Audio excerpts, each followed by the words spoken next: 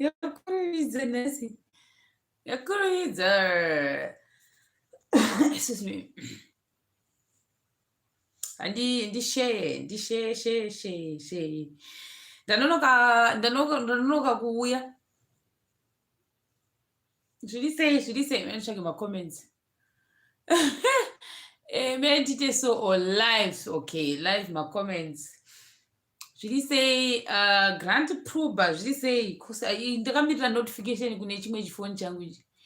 Muri sei zviri sei Gwyneth Zuze zviri sei Prosper sei Gwyneth uchiri kuzimu here sha Tariro sei Lindiwe zviri sei Gwyneth uri kupi izvozvizvi uchiri kuchina kwati wakaenda kuzimu yes kundipa notification sei panapa memory muduku zviri sei Omi Jamba Lindiwe Piri ndanonoka kuita sei kuuya ndaita sei ndakuudzai nazvasvira zviitika muzuva ranhasi meduwe zvakandiomerwa mana iri bo Faustina Tafadzwa the PM Daniel Mafondo Koto Tarisi Tari zviri sei Anna Pearson Anna Pearson nawo sezvanziya both Pearson herewe Patience Chaka Zara Tendai Wasoni Gundi ndakuti tisvike pa60 ngasvike pa60 ichi chidhuro changu hachisi kundipa notification sei chosindipa zvenotification ndo pandosheya zvishudi kuya sindakabvisa notification name ungazvibvisira chidhuro changu cheikira chenotification koko Faustina sei grandpo ndanonoka zvendachamboda kusenda gadzisa zvinhu kufacebook wakumana kufacebook nhasi kwangu kwakaipa wakumana kwangu chipisa kufacebook kufacebook kwangu chigocha kufacebook kwangu chigocha saka ndati aiwa ndigaita sei nditange ndaadresa nyaya iyi ndisati ndaita sei ndaenda kuyoutube vanhu vekuyoutube havanyanyi kutaurisa handidi kuri vanhu vekuyoutube havanyanyi kutaurisa zvakawanda but kufacebook manje vanhu vamwe vacho vanotaurisa vanotanga kutarisa zvimwe zvinhu zvawanga usingatarise wositanga kuti ndaita nhasi kandakamboteerera maclipi osandoita nhasi ndateerera 15 times kuteerera vhidhiyo yandakazviitira ini tikati vanhu vakuti chikwa handiti kufacebook uko ndatozorega kuisa kuinstagram kati kana vanhu pafacebook vakuita zvakadai ndikati kosei kuyoutube vanhu vanga vasingambotauri zvavari kutaura izvizvi 15 ndichiteerera vhidhiyo yangu yandakaita imene ndishare kufacebook kwangu sharon zvakaoma hazvo nazvaitika sikana ndatomboita confusion mufungeni kuti izvo ndo zvandakaita ona hanzi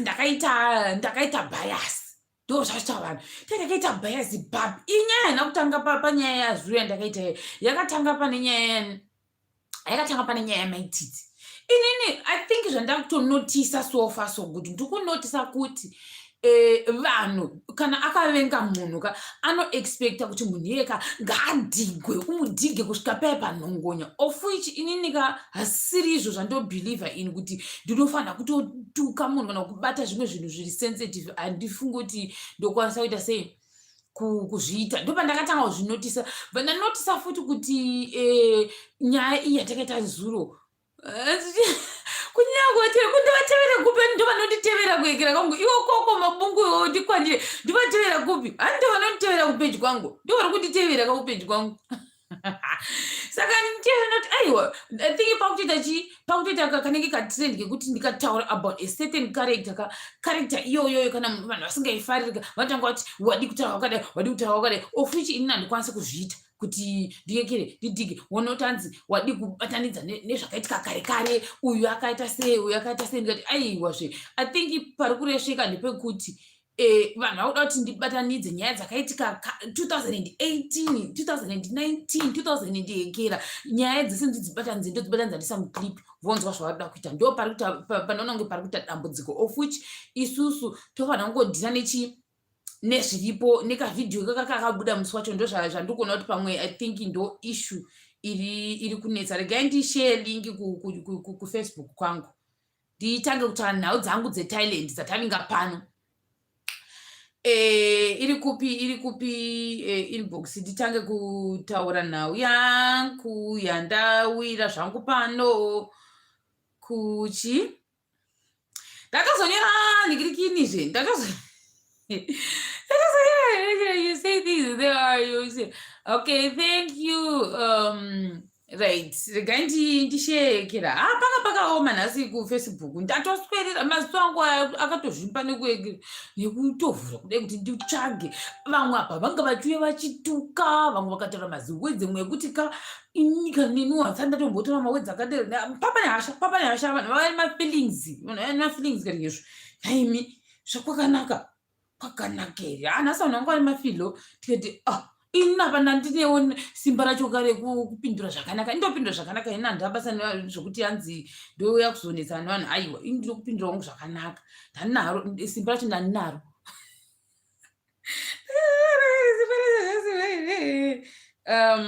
Rega ndite so join me YouTube live stream akumbokuudzai madhuna ekutsvaga basa muno munyika ndo andawira pano nhasi.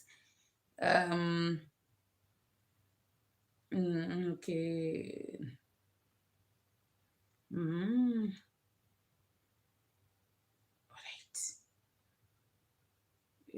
Alright, share. Alright, tafamba right. Ndakutanga kutaura nyaya yangu. Handiti ndakutanga kutaura nyaya yangu. Right. Handiti pepe ndaiti chivhudzi rangu ndasanhanaso raramba kukamika saka ndatega ndipfeke chiheti raramba kukamika vhudzi rangu. Zvonetsa zvemanatural hair. Saka zvakaitika ndezvekuti handakazoti ndakauya kunoku ndikatanga kuita sei kustadha ndapedza kustadha masters yangu paya mai mwana imi tapedza kustadha masters iya. Zvakaitika pamasters handidi kunyanya kuzvibata because zvimwe zvacho ndikainditi zviri too sensitive kwandiri nehu saka handidi kunyanya kuti kubata ipapa pakaitika zvakasiyana siyana zvimwe zvachoni zvanga zviri extreme zvokuti pambakaipa handiti asi regai ndiskipe that phase yekuti yeprocess yandakaita pemasters asi ndakadzidzawo zvimwe zvinhu 1 or 2 pataidza ikoko gai ndingoti skipe nditange pakuti kuzotanga kutsvaga basa kwandakaita reteaching ndakati ndapedza then vanhu pavaitsvaga mainternship inini ndichiti ndoda kudzokera kumba ndichadi zvokugara kupi muno muThailand ndozvandaitaura ipapapo. Asi manje patatanga like mweyangu atanga kuti ukadzoka kuno uchasvika uchitei ugosvika ukatanga kutambudzika uchiita sei wadi kutsvaga basa ikoko munongozisa zvinoita vabereki handiti ka ndobva ndaita aure tirege ndese nditange kutsvaga basa shwashwa ndodzokera futi ndotanga kutsvaga kuti ndipewo 1 rand yekutenga chingikira mazepe ndipewo 1 rand yekutenga maputi tirege ndese nditsvage basa ndozvandakandatanga kuita ipapo. Asi kuti nditsvage basa ndaisazonotsvaga sei handiti shamwari dzangu dzimwe dzine vanhu vavaiziva kuti zviteaching vatanga kuti no toziva ekera toziva vamwe vanhu vakaita so vanenge vachiekera vanokwanisa kubatsira vatoziva handinoziva zveteaching vanoziva zvechichi apa teaching handina kana ruzivo ipapo and hapana vanhu vataiziva aidzidzisa kwataigara ikoko hapana wataiziva ndo problem yakaitika. Saka zvakazendinga ndakazoona chimwe internship apa changa chiri kure chiri kuBangkok mai mwana tichimuka na5 am uchidzoka saka kambani kandakawana manje kanga kari kemaGermans handiti apa handisi kutarisarira ganda da kuti muhwisisi handiti pandanga ndiri wrong nditokuudza kuti apa ndanga ndiri wrong hakuna munhu ari perfect pano pasi batisa ipapo saka ndaona kakambani kanga kari kemaGerman kuita internship manje zvakabva zvaitika 2 days after ndatanga kushanda ipapo because ndakasvika bva ndapuwa maresponsibilities anga ari emunhu aifanira kunge ari on top of me saka mumwe munhu iyeyo wacho angafanira kunge ari pamusoro wesuperior wangu inyinika papasina vaimutsvaga ndobva vazowana someone anga ari wemusame church neyandaiinda ndiri mustudent uku kamukomana yo kataingoono but kachibva kuPhilippines kunzisa apa mind you ndiri mustudent pana ndiri mustudent ndaingoti munhu wese akadini akangonaka. Saka hapana munhu anovenga munhu, hapana munhu anoitisa munhu godo. Inini pfungwa dzangu I think normally ndosaka ndichizodhererwa nevanhu because ndechingoti munhu wese akanaka. Handiti ndobva mukomana wauya pabasa pedu patatiri. Wauya pabasa pedu ndobva handiti kuite bvatanga kundibvunza pandasa ndaziva hunhu hwemafilipino kuti hwakaita sei. Handiti ndasa ndahuziva and hapana kandipa warning. Ini nebhepe kutanga kurudunuka nezvimwe zvisingadi kurudunuka, kutanga kududunura ndichiudza chikomana chiya zvachaizoita manje chabva pepe chaenda kuna bhosi chonomuudza zvose memwana zvose zvanenge ndataura ini ndasingazivi ndozvaiita mukomana wayo. But pawakazoiresha manje wakazoresha to the extent yekuti animosanyaya yekutendererana uyu iri kunetsa yaya zvangoitika wako zvo kuti nhasi ndoko zvakanakira. Wakazonotaurira yekera kuti shiro wakadai akazi ngambopinda muchipatara akazodai moona manje nyaya inini kwandiri manje haina kundiitira zvakanaka. Ndakuya ndichibvunzwa nabhosi kuti iwewe ngirikini uyatiudza kuti iwewe wakambopinda muchipatara akazoita sei. Nyaya yacho ndinoti kuti zvakazviri too serious, but the fact iyoyo kuti nyange kanzwa unobaiwa BCG memwana akaenda kunozviudza bhosi memwana zvinhu zvazvaitika last year izvozvo kwakuenda kunozviudza bhosi. Tikati iwewe vaudzirei wadii kundiudza kuti rega inini kuti ndavaudza ndoga wazviitire zvawaita izvizvi. Nyaya yacho ni bhosi yabva wazoti angatigare pasi iwo in future kutongokuudzawo usazozviite futi kuti ukaenda pabasa wofarisa zvokuti nyange munhu ari best friend yako uda kutasa kuti akazodai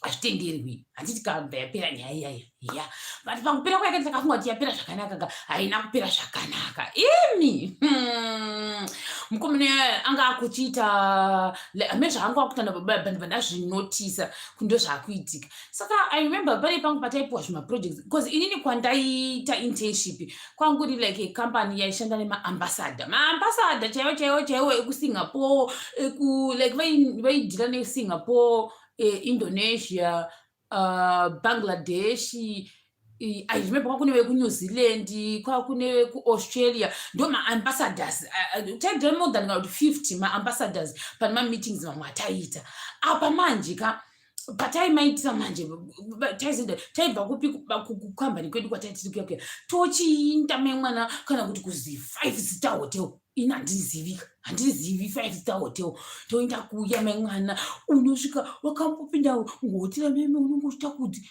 wakomana ndio zvokuramba zvitamwana unokuita ngori kufamba mudenga so makaita kabluish apa wohwika nagongo yako nyange ukapfeka chigongo hauchingoti ukapfeka inenge chingoti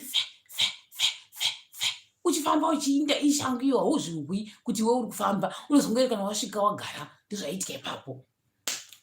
Zvakanaka hazvo zvadikuri kuti ndida kutoti amwe ndakwanisa kuonawo vamwe vanhu ndasingafunga kuti mukati meupenyu hwangu ndokwanisa kuona. Handiti ndikati right ndobva zvainakidza zvo ndakanganwa kuti pakamari kandiri kuwana panapa ndikuwana nhoko dzezvironda dzemari memwana ndakasangana basa nazvo. Ini ndandangunangura kuti ndikuita life iya yekuti tinoenda kumahotera nebasa redu tosvika kuya torya zvikafu wasvika kauchitenderedza tichizadza ndiro kuti takudei memwana. Musi iyoyo handikukanganwi ndakaisa machizi anovava ndikaisa mamwe acho andange mukaka ndikaisa mamwe acho andange anonhwa zvese ndakaisa mundiro imomo ndikatorwa mapikicha naye pese wewe muchiyekera uyauya mufilipino yewe pakuaita kuzondiseka indaizivei ndinongoti munhu wese ari nice ndo ruu yangu ini kuti munhu wese akangonaka. Iya yapera musi memwana ndakazoona munhu wauya akapinduka akutanga nditi Sharon, I want you to do this. Tikati kuzotanga tichitamba zvakanaka I want you to do this yabva nekupi but murungu anga akagara padini pangu ariwo muintern anga asinganzwaro. Murungu uya vaitomutya. I remember pane vhiki rakaita asingauyi kubasa ndobva ngoti I wasn't feeling like coming here. Ndobva watomuti saka are you okay now? Vagomunyengerera vagomunhanzva. Ini ndakangorovha day 1 nyaya iyoyo haina kupera. Ndakavaudza kuti handisi kuwa zvakanaka akati mukomana wanga afanira kundiudza waregere kundiudza. Tikati iwe ndakaudza bosi ava mai mwana wakapinduka mufilipino iyoyo, but ndati no, I think anenge audzwa nababa mugermany kasekuru kaike kuti iwewe ndanoti unotosa musikana uyu, hazvakana basa kuti iye ane masters kana kuti ane chiiwo usina masters ende anomutosa. Ndo zvandakatanga kufunga manje, chiti kuchii chiri kuitika. Then imwe musi obva angouya kuti uri kuita izvozvi, I want you to stop what you're doing right now. Ndoda kuti iwewe utotanga utaipa kana kuti taipa zvinhu zvose izvi. Ndobva ndamunzoti aiwa inani pandakatanga basa asi zvandakaudzwa ndakanzi ndinofanira kuupdata like mamap. Pane imwe inonzi map so chataiita inini saka ndiri password iyoyo, saka hakuna mumwe ungane password yacho. Saka ndikamuti inini ndo zvandofanira kuita. Saka iwewe kana wakundiudza kuti ndinotaipa gumbo rese iriri unonditaipire chii, of which zvinhu ndokwanisa kungonofotokopa. Handiti hasi kundimekera sense. Mai mwana zvikanzi now I want you to start looking for sponsors anosponsor company ine. Ndikati inini I wasn't told kuti nditaure zvinhu zvakaita seizvi, ndiite zvinhu zvakaita seizvi. Zvawakutoita iwewe zvazvemusoro wako, handakuudzwa dero. Mai mwana ndakatanga kuomeserwa, ndikati inozoka kuti kana usingangodiwi pakambani unongodi. Pane pamwe pakuti vaenda kulunch kuti ini ndasingakwanisi kudya chikafu zvavoka vaitondimanikidza kuti handi haufaniri kusara muofisi. Ndikati mufunga ndomuitei muofisi macho munomu. Handiti akangopinduka mukomana iye from Norway wekufilipino iyeye mai mwana. Ndikarememba futi mumwe musi akandifonera because zvaitika zvokuti ndanga ndaaplya kuita PhD in public health. Handiti ndobva ndatodedzwa kuinterview. Ndadedzwa kuinterview yange itori like ndaingobva pabasa pataibva ndotokwira chiblade train checheya chongoita kana 2 minutes ndatosvika kunoita chiinterview yangu yayo. Zvisinewo bva ndatosvika kuinterview, ndasvika kuinterview bva ndasvika bva ndatopedzwa interview.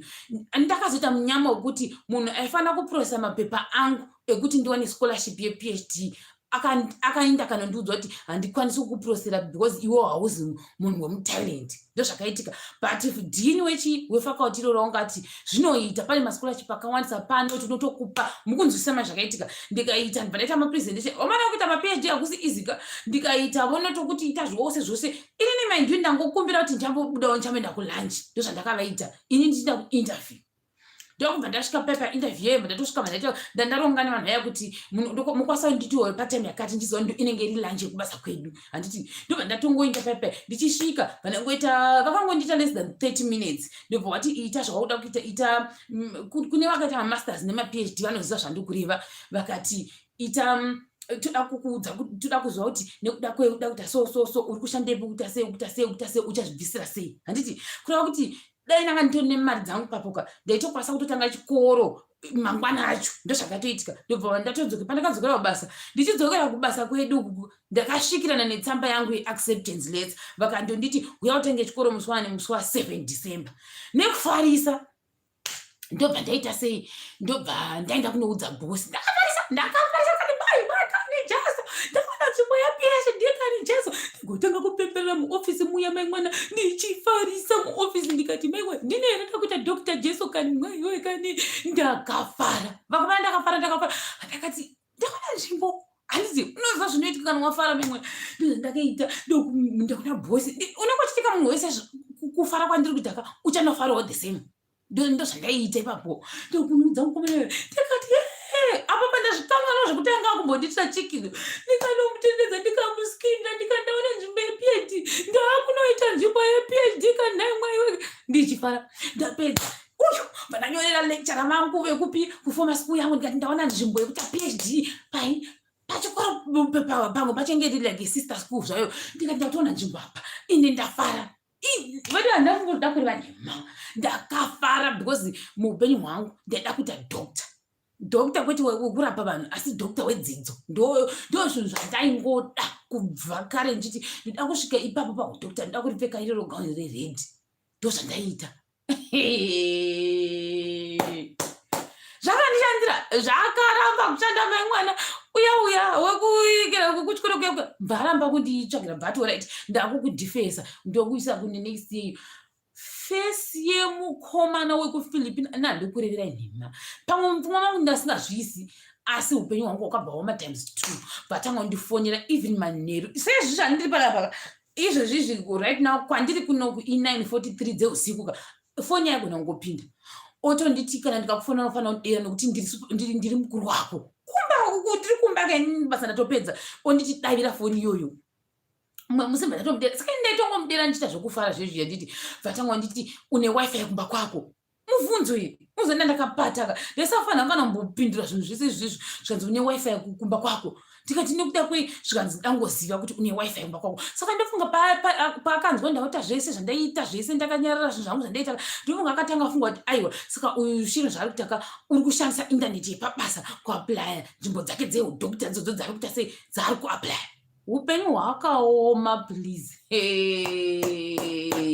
ndakaona chamuita vanhava achaundifonera zvikanzi tione wifi yacho ndikati uda kundibvunza zvewifi nekuda kwei zvandangoziva kuti unayo here because irresponsibility yangu apa pandabva ndambotama kungwa ndaigara ndanogara mumwe bvaenda kunoudza vatangwa saka bva wandanoudza yakira bvati irresponsibility ndikati kewo kuenda basa rekunoudza ava bhosi kuti ndida kunogara kwai nekuda kwei zvikanzi naye irresponsibility yangu kuti ndizive kuti unogara kwai ndikati hau iwewo une responsibility yekuziva pandogara pakuti chii handiti memwanaka takata kuzochiburana ndandakuzochipindura manje ndokutanga ndakasingapindure ndainyarara chita yaita achindiita kera chimbundikisa handidi kuzoshandisa mamwe mawedzi aya kuti ndinozoregerwa panapa neyoutube handidi saka achindiita iyoyo yokuda kunditosa haraundi akada kuti zvakati akada unoziva kutumwa zvimwe zvinhu zvokuti isa kana kuti isiya zvakuita izvizvi uya pano nda kuti upine mapepari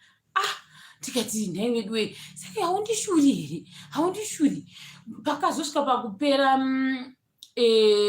contract yangu inini manje kupata kwandakaita inini ndanga ndisingazvizivi kuti ndinokwanisa kutozoona rimwe basa riri nani kupfuura nakandi inini chandaingoda ndairangonzi ndiri kushanda basa rinotoendesa kuhotera ndiri kushanda basa rekuti ndinoona maambassadors nyange ranga asingabhadhare ndo zvandaifarira zvaindinakidza ndinandikurira nhema ndichisangana nemaambassador ndichisangana nevarungu tichiita mamwe maactivity aya ekuti ndikaenda kuzimu ukokoko handikurira nhema ini pamwe ndasingambokwanisa kuwana opportunity yekuti ndinenge chiita kana kunonzi chimahotera ekuziva kuti handitomazivi kuti akaita sei inini zvaitondinakidza tichiita kera maactivity akasiyana siyana ndichinyatsoziva kuti life yangu iri kuita zvakanaka handiti ndokuchibva ndatanga pakuvanyengerera kuti ndokumbiriwa kuti ndiextendere contract yangu ndichiva nhanzva ime mwana ndobva vanditi hazvichaiti baba yabva vashauti wondiudza sei bva vanditi zvoni tanga watsvaga imimi vanonzi miss maria vari kuti am looking for 100 subscribers pachane umwe munhu here muchidero vasikana naimi handiti tinoita zvakanaka kwete zvamukuita zvimanje munoziva kuti zvamukuita zvinogona kusenswa neuyuyu munogona kuzosenswa manje neuyu ukazobhaniwa unonzi miss maria zvinogona kuesa kumaspam zvakuita because ndogona kunge ndakanyora mawedzi auri kunyora iwaya ukazoningirina unovharwa nazvo ndakambozviita zvauri kuita izvi ndakavharwa machannel 3 saka anyway ningirikini fast forward data pakuti ndakazenge ndakunzi right pakutanga nditi tsvaga masponsor anosponsor maactivities ecompany ini nezera rangu ndikati sponsor ndomutsvaga sei nhai ndomuziva sei ndatanga kubvunza kira lecture yangu yaya kuti nhai wedu ndokubvunza ndikunzi zvoni nditsvage sponsor ndizoni ndomutsvaga sei sponsor wekuti ndevasisponsor maactivities ecompany yandiri izvozvi vavandinyorera vachinditsanangura zvavakanditsanangura bva ndazongoti you know what ngesiyana nazvo ndobva ndaita jobless for 1 month but zvazvaitika zvokuti ndandasainawo futi contract yekuti ndofanira kugara bamba pandandichigara for like 6 months contract yaibva yapera apa manje mari dzachipera nekufamba nekuti sei mari yange isingachakwani manje mai mwana munoreva nhemai ndobva ndaita sei saka pane mwe musikana aida kumbogara neni ndobva handiti pane paida kugara neni but zvokuti zvaizvaika musikana ndasingatsa kumuziva tatangoita zvokusangana mumo zvokusangana mumo bva tangotanga kutaura tichitanga kutaura chimwe handiti pakutanga kungotaura pepe ndobva uyu musikana ati ngatigare tese bva ndazvaunyatsonditisa zvakanaka bhosi ndakamuona akahwani handiti ndobva ndamutakana zvine ndimbogara ndega because handimuzivi munhu uyu ndobva anhingirikina ndaekera ndasenda nogara kwangu, iye bharamba achigara kubhazi ngo nditi haufamba nangu muchana ndakazonowana kwokugara wati but ahobho. But musikana uyu manje ini handidi kujaja, mwani ngavandiregera, handisina kujaja kuti zvakazoitika zvoti like ndakazongoramba ndichishanyirana naye kusvika ndanyatsa kumuziva kuti akamira sei. Handiti because ndakasaka like 6 months ngatichishanyirana indaita zvokungodhosorowo musoro nchiruka, ndozvandokuita sei kushanyirana kwataiita. Handiti ndichishanyirana pepe ndaimbomuruka rukamhara, but ndasvika panguva yekuti aiwa inda kudawo tumasenzi ndozodzokera negumba kwangu hazvizoiti. Ndobva ndaita sei ndazomuti mwe musi ndipe mari shamwari, hazvina zvinenge zvisina muita zvakanaka, bhasi tangu pakika mari but kamari kacho kanga rikanhoko. Handiti ingati hazvina hangu mhaka semunhu wangu ari kubatsirana bho. Saka musi I remember takazombonetsa nemusikana achiti wandiruka zvinhu zvandasingadi.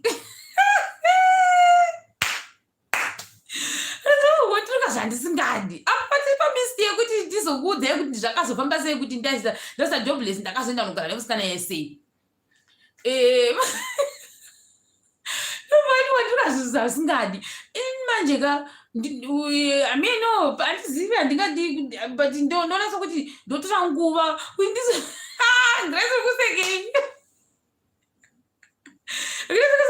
handisotara vasai pano, but wandiruka zvavasingadi ndati ndarakuruka zvavasingadi ndaramba ndakanyarara. Handiti ini manje zokuzokurunza reacta zvoti kurei neni manje vandiruka zvasingadi pepe. Ndobva atsamwa akabva andiradza rimwe side ndandisingazivi inini rekuti ndakatoti ichiri nyaya yebhibhu yandaruka here apapa. Zvonetsa kazvemawivhi zviya zvonetsa. Ndandaruka kudai iyoyo yainzi aidai ine mutsara wangu wakanaka unobuda uri mugomba kudai, ini wangu kuda unobuda mutsara wayo hauna kubuda nechi uri mugomba, kuda chaiva mugomba chakazobuda chaenda pamusoro kudai. Akati zvokwenzi izvozvo zvinonzi nomaedhesa unzi what I wanted versus what I got. Kuda ndo zvandakaita mai mwana.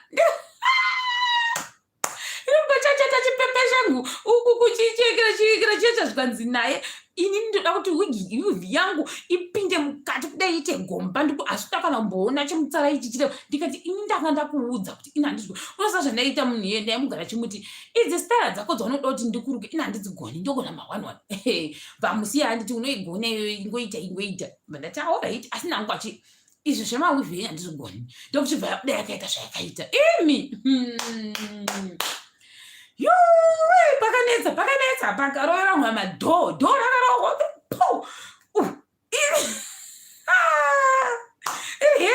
mwana. Ndikaramba ndakangogarei ndikati ndipozve mari yangu ndinde apo muwatsaura chi bhibho yandandaruka ndikati aiwa ndaidawo mari yangu ichi yabva ndikati ndipozve mari yangu ndinde. Handisi ndimai mwana apo munhu akatsamwa ndikati ndipozve mari yangu ndinde. Handisi zvikanzi vanotora mari yake but pakaitora akasaroera dhoma mwana kuti bum zvokuti tikokurundiresa.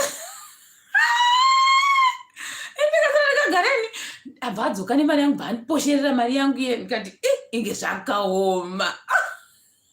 Mari yangu ndakaitora mai mwana ndaitora mari yangu iye mvavata nehasha mwana anga nehasha yandibodi kurevera nhemasi ndanga asingangozivi asi wanga ane hasha chedzedzo. Mumutaso ndakatongopora ndaimutarisa pepe musikana wayo ndobva ndatoti ndakuenda ndakamuoneke nehasha dzake idzodzo ndikati ndakuinda. Bva ndakutotora chibheke changu nechinguwo changu changa ndinacho chakangodiro bva ndatofamba ndakuenda. Bva handiti saka unotorevesa kuti wakutondisiya ndakadero wakutondisiya. Ndikati sokodo ndikuita sendakuudza kuti handigoni iwe ndakuudza kuti handigoni izvo zvabuda zvakadai iwe zvabuda zvakadai woda kundiblema ini indakuudza kuti handizvigoni iye asi mhosva yangu ke handakuudza kuti handizvigoni wandimanikidza. Ndokuchibva ndazoti saka iwewo pawasiya uchirovera andakamubvunza kati saka iwewe pawasiya uchirovera dhoo iri uchiinda kwawainda uko ukazodzoka ukataura zvawataura papapa saka ini ndakukubvunza chinhu mwani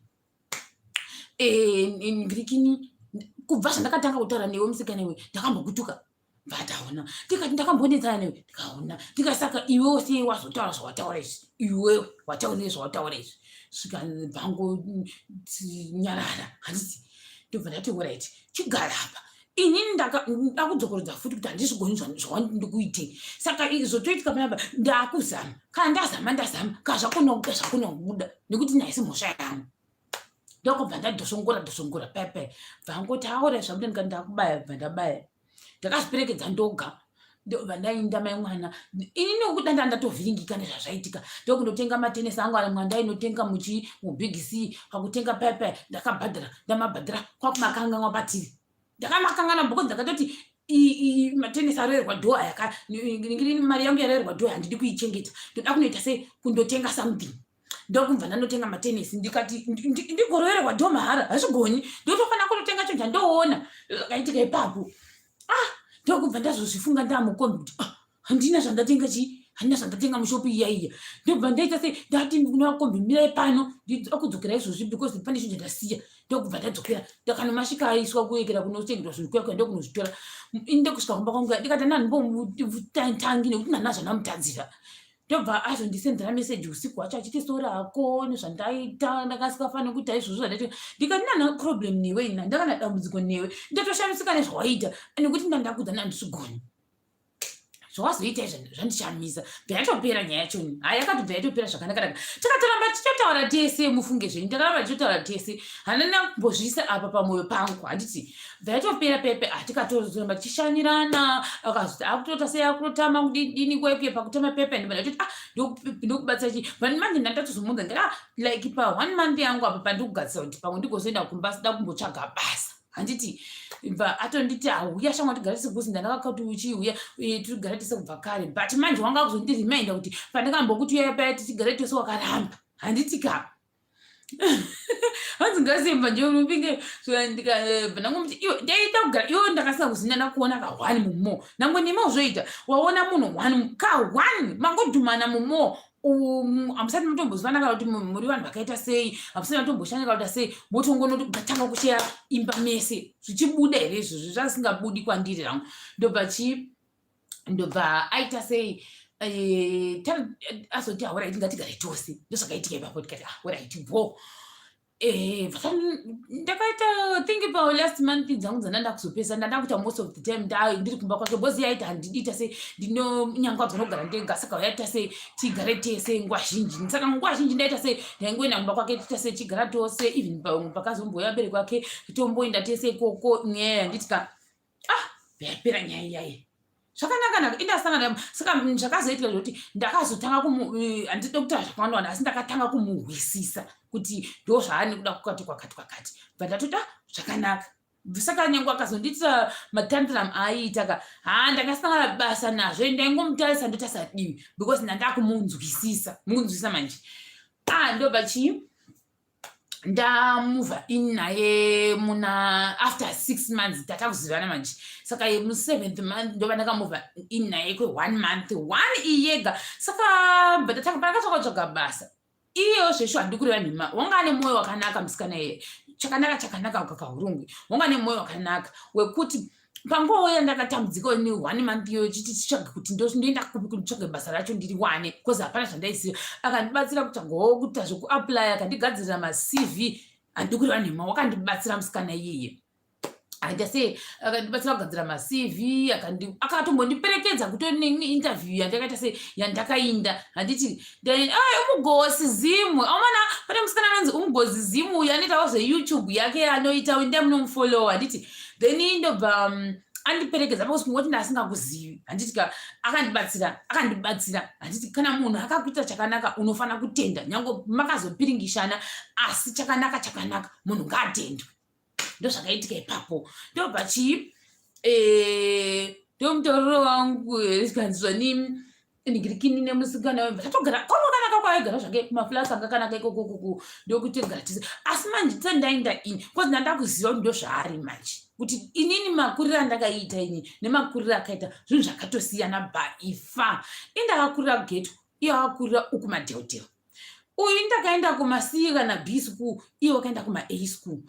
uyu nanditogone chirungu, iye unotosvisvina chirungu. Handiti inini pamwe kutamba nevasikana kunyatsa kutamba chaiko nevasikana kunogona kunditi netsei kuda nokuti makuriro andakaita ndakakurira muboys, kuda iye hazvimunetsi munoisisa manje karekta dzedu dzakasiyana zvachose dzakasiyana, asi ndakangoti kuda takangoti takungonzwisana tizozivi ipapo ndozvaiitika ipapo. Ndobva ndamuti inini hangu kona kuti nogara bhajeti yangu imari yakati, ndozvandakamudza bo ndakaona kuti ndichogona kuzonetsana. Ndandzidza zvakawanda pamusoro pake, ndamuti zvinani ndisati ndaenda kundimuudze kuti inini mari ndokwanisa kuisa mari yakati semunhu asiri kushanda izvozvi.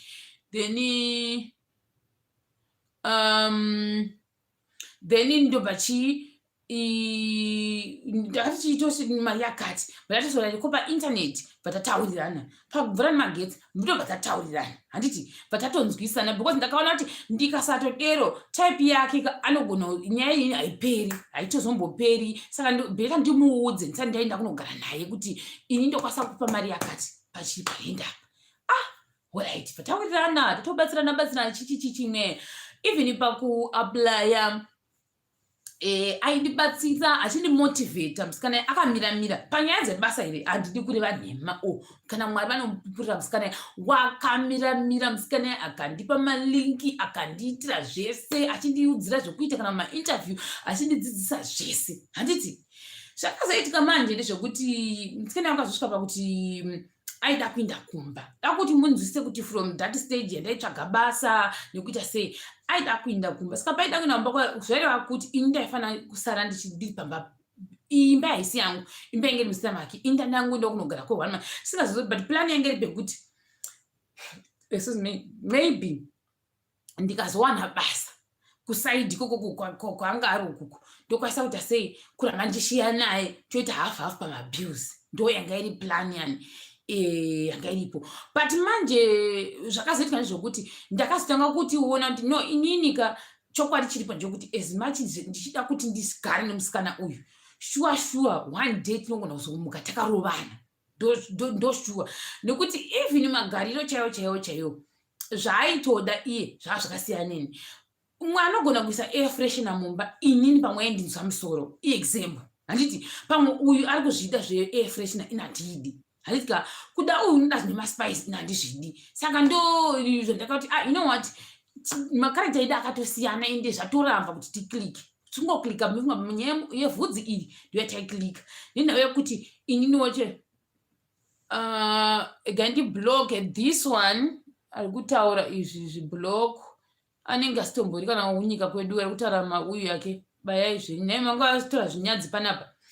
Anyway ndobva ndabvisa vedu mukaona vanhu vari kuuya vakaita seva vasiri mazimba vari kuuya vachitaura zvinhu zvinonyasira pano tiudzewo because pamwe ndogona kusamuona ndichitaura nditi kuti ihu yanga ataura zvakadzama.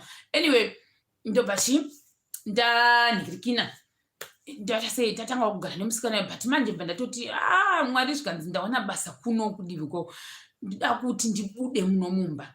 Asi handikwanisi kuzvitaura izvi zvinokuti like ndatongova munhu waye akangonyarara kuita semunhu akapata chingoti zvingadi uda kubatsirwa apa pamwe uri kungobvisa pamwe kota yemari yangu kuita sei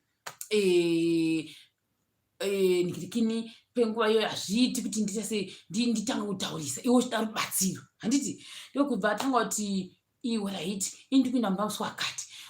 Saka zvakazonge zvakutaka kundibata zvokuti ndandakufira kunge ndiri kupiwa mutemo ini ndiri kubhadhara rent nyange yange iri kota hayo asi ndakaona kunge ndamaid waona kuita sekutoti ndiri kushandira iye. Uno manje ndishandira iye ndapuwa mutemo. Handiti ndafunga kuti isaka inini ndototanga kupuwa mutemo like this of which zvinhu izvi pamwe ndasingazvioni. Handiti kamba ndatoti alright ndanyarara urengoda rubatsiro saka unotofanira kuti hlo ndokunyarara. Saka ndaingodungira ndichingodungira zvimwe zvacho pazvaingoitika ndichingodungira singatauri. Saka zvakasiyana ndezvokuti akati ndakuenda kumba asi zvakaita ndoti saka 2 weeks dzatichese dzimwe 2 weeks dzachakazinda kumba. Saka ini zvakaitika ndezvokuti veduwe kana ndichi ndakamboaplya basa pano pasi ndinowana inbox evanhu ndakuya koko kutalenti ini ndanga ndiri muno muterendini kuti hangu iropa rangu vamwe zvakavaitira 1 bva vawana ini hangu ropa rangu harina kundiitira. Ropa rangu vasikana kana ndakambosenda CV pane pasandi kureva nhema mutalini ndakasenda CV pazuva ndandine chibhuku chakadai chaindaitika kuti 1 2 3 4 ndaiapply more than 50 jobs pazuva pega ndaiapply more than 50 jobs.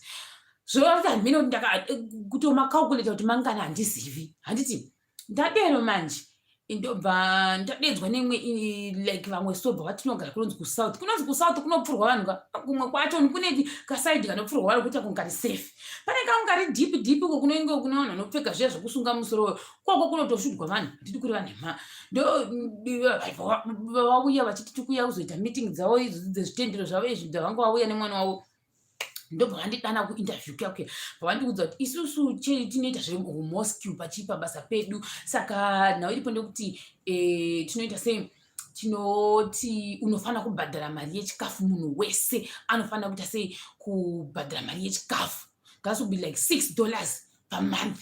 Tikati but ina handidyi chikafu chemuno munyika saka ndobhadharire zvikanzi zvina basa unofana kutocontributa towards chikafu chinobikwa pachikoro nekuti machesa anorya. Tikati ina handitochiryi chikafu ichocho zvachose zvikanzi hazvina kana basa zvikanzi toda kupa iwewo nekuti uri mutema inzwaika zvikanzi iwewo nekuti uri mutema hausi murungu plus hauna mvura wadzidzisa muno munyika saka toda kukupa $300. Ndikati kana memwana kati ayo mari iyeyo yekutara ishoma because ndatoudzwa masalari musikana uyawo anga andiudza masalari futi anga andiudza zvemasalari ake ndikati alright handikwanisi ndikati mari yandikwasawa ndavapa ofa yangu inini ndobva vanditi hazviiti amai mwana vangu vandiryisa imwe spice food ndairamba vakandimanikidza kurya ime mwana imi vadere kubva vanditi sori tsvaga kumwe kunhu hatikudi ndozvavakandiita vakati hatikudi because hausi murungu ndozvavakandiudza vanhu ivavo vakandiita interview ndakachema handidi kureva nhema ndakabudidza mhere kuti ndarya spice food ini yanga ichinhwa kutukutu nekuda kwavo vapedza kundini mabasa irafu yakaita seiyoyo ndakarwadziwa ndakambarwadziwa singamboiti ndikati vakomana vamwe vane utsinye chaiwo husingamboiti apa ndagara kuti apa mainji ndiri kufunga kuti ndigora machigara muno mumba ndigoshawa basa ndigora machitonhotonho ndiri munhu mwari pindirai mwari ndobva ndazodaiwa kune imwe interview pauniversity kuinterview kwako bvanzi kunokwanoita inonzi demo ndiyo kuti unoenda muklasi unotanga kudzidzisa lesson ndaenda kuuniversity kuya ndasvika payapayabva vandiita mama kazara vedu vandikurevayani machaigoga ndichiita vamwe wainyatsa kuona vanhu muno munyika vachinditasa vakadai so uri kuita demo vanditasa vakadai ndozvavaita vachifinyamisa kumeso vamwe vacho vachindinyeya vachinditasa kubva kushoka kudai so vondidzi mudhemo memwana mawaitwa interview imomo ndidi kureva nhema ipopo ndakatombota freeze ndaona vachindiseka vachinditi ndozvavaita vakadzi vavo unovaiteve kuno vane marights acho ndokubva ndanzi regret kuuniversity kuya ndodii saka manje musikana like akazomboti iwo unozodedzwa kuinterview yekuuniversity sei inini ndisinambodedzwa because ndandambana kana 1 yandakaita sei yandakadamwa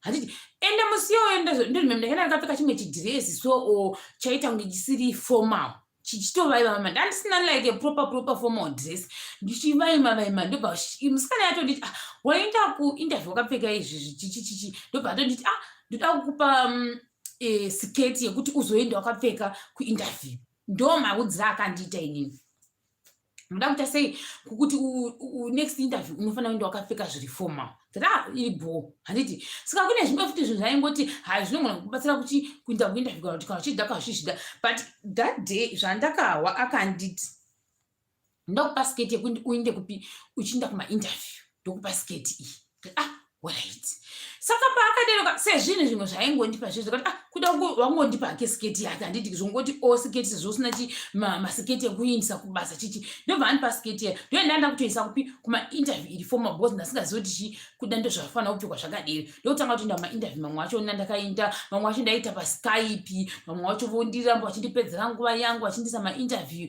votanga kutoda kutondibvunza kuti saka unokwanisa kugara kumamisha ndaingoti ehe ndozvandaikwanisa kuita papo vakomana ndakatsvaga basa kumana ndakatsvaga basa ndokubva tazomboona mumwe aizviti wekucameroon memwana anga ari agent ndobva ati uyai kwatiri bvashanzi uyai kuofisi kwacho patakasvika chinongova chitangwe nami chitangwe chinongova zimba riya risina kana chinhu kuchoti ndo ofisi yacho iyoyi iofisi rudzii yakadero handiti musikana yayo wandagara naye akandiperekedza nandikureva nemha wakagona ipapo ndobva atonditi shero ndina kuti ashuwa ndikureva nemha basa rakanaka rabati vanhu ava akatondiudza pamusoro pemaagents musikana yaye akandoti vanhu ava kana uchirida zviri kwauri kana usingaridi futi zviri kwauri asi advice yangu ndopandeyekuti usashandira agent ukashandira munhu unonzi agent munhu iye uchakuonesa nhamo ende uchakuonesa chamuta vanhu vachisingamboiti kana atori maagent ekupi ekuzive kuno mutailand anditika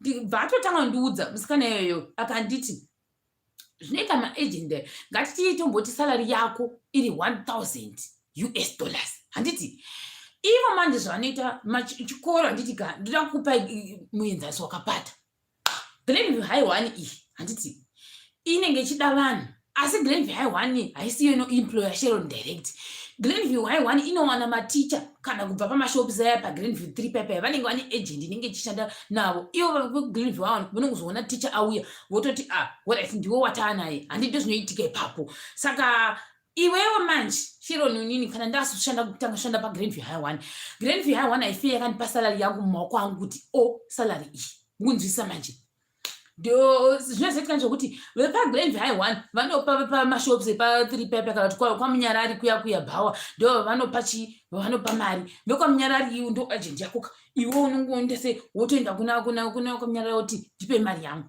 saka veagent manje vanotora kana kutoti 300 US dollars pasalary yako kana kutoti 400 kana kuti half ndo zvavanoita vanhu vechi maagents inini manje zvakazoitika nerangu ini agent watatawana uyawe akati ndopamari yakati pamari ipapo unofana kundibvisira inini ndaifana kubvisa tax kune agent ndobvisa futi tax kugovernment yemuno muthailand musikana yakati mukuti chii mimi zvamukutaura hazviiti muno munongobviswa one tax saka muda kuti uyabvise matax maviri pakuti chii zvikanzi because ndiri agent wake saka ndoda tax munzisa apa munhu uda murume weCameroon arikuti andoda tax vanhu vanoziva tax vanozviziva tax yokuti ukashanda like izvo zvandikapedza kera kucontract gore rake ikususu kwedu kunoko panopera gore ndo patinoenda nemapepa edu zve zvakaita zvipepa kudaiwo woenda koko kune matax paying kuya woenda unovaudza kudai wokucalculatera wokuudza kuti tax yako yegore rino $2 here $100 here kuti mari ndo zvatinoita kuno saka uyu musikana wanga agara chitichaka ndobva ati hazvigoni vanhu vauda kubira mari yako no kana iri agent ngaangokupe mari yako zvikanzi naye musikana anga kufunza zvimwe zvinhu zvakawanda ini ndasingazivi saka ndiye aindibatsira ndobva anditi futi mamedical bva musikana yafunza kuti ko like tinoiti health insurance kunongo iri compulsory ka health insurance iri compulsory zvikanzi health insurance unozvibvisira woga zvikanzi anozvibvisira oga sei hazviiti normally zvoitwa nechikoro ndo zvinobatsira futi mari yake ichibva ipapo pakapinda futi nyaya yechi zvikanzi work permit right kuno kune inonzi work permit ka haungoshandi nje work permit zvikanzi work permit zvikanzi naye manje apa ngakuti achitsika zvikanzi isusu tinotora mapepa tozomubatsira zvikanzi munozomubatsira kuita work permit sei imi muri agent isu toziva kuti work permit inoitwa kulabour office uku saka mukureva nema ndipo taenda musikana akati vanhu vasiyana navo vari kukurevera nhema ende futi kuri kunzi unogara kumba kokoko hakuna kana imba svinu shamwari vari kurehwa nhema bvatiramba kutsvaga rimwe basa ndobva ndaramba itsvaga mamwe mabasa murume wayaya manje ndobva anditi ndatokuti iwe wawana basa saka iwe umake sure kuti unotodzoka pabasa ipapo ngati hawa raitiri bho patakatosangana navamwe vanhu vaitouyawo kunyanya vanhu vatema ndo vataisangana navo bva tatobva pepe musikana yabva ramba achiti no Sharon usatora basa iri, siyana naro. Iri ndori basa richakudzokesa kuZimbabwe usina kana sendi, usina kana dhoremi mumbudu mako, usina kana musvuvu. Ende munhu vari kuZimbabwe havazvirwisisi kuti chii ndo zvinoitwa kunoku kana kutsvaga basa. Ndo ndamba ndichitsvaga futi. Ndakukudzai madhuna mutina akazoitika naagent uya manje akunditi ndira kusungisa. Mai mwana vakaita drama. Uku ndabva kuna agent uyu wandanzi nemusikana ndigara naye siyana naye uyu uchakunetsa. Vataita kuti kune mumwe agent manje this time ndakaenda ndoganda kuenda nemusikana ndigara naye uyo. Asi agent yairangwa nemafilipino navanhu vatakasvika kuyabva ndiita demo iyaya mai mwana. Ndobva handiudza zvakasvika ndichakudana futi kusekondi interview tinoita 5 mainterview. Ndikataura chiri bo. Ndomharera sei ndadzokera bva vaita 2 weeks vasina kundifonera. I think manje maschools panga kuda kuvhura vanga desperate. Tata 2 weeks vasina kundifonera pepe. Ndobva vazongonditi uri kupi? Vakanga vasinzira email handina kupindura bva vandifonera bva ndakuga kupindura. Saka mwana yangu kati iwe shamwara zviite zvekuti vanhu vanhu. Saka musikana airamba achindi-encourage. Ipapo ndoda kumutenda musikana iye. Akaramba achinditi izvi zvemaagent siyana nazvo izvi. Akandimotivheta kuti ndizowana basa risina agent mukati. Ndobva vatanga musikana mbva azoipindira akati hazviite zvamukuita mufanira kubhula munhu kuti uya kuno kubasa rasingadi hadi zvisaka muda kuti aite sei. Ndobva vazosiyana neni pepe. Saka zvavaiita vanhu amanje vaiti vakaona kuti iwe uchiri mutsva muno muThailand uri munyowanika hauzivi vanoda kukubatirira wokuti ndokusungisa ndozvavanoita because iwe unenge uri mutsva usingazivi kuti maiwei ndokusungisa ndakutenda unovashandira ndo statement ravanoshandisa maagents kuti ndokusungisa iwowo kana kuti alright ndakakuita so chindibhadhara ndozvavanoita. Muya bva ndavasiya mafilipino ndobva ndaramba ndichitsvaga ndobva ndazowana kuno kwandiri kunoku kwandiri kunoku manje.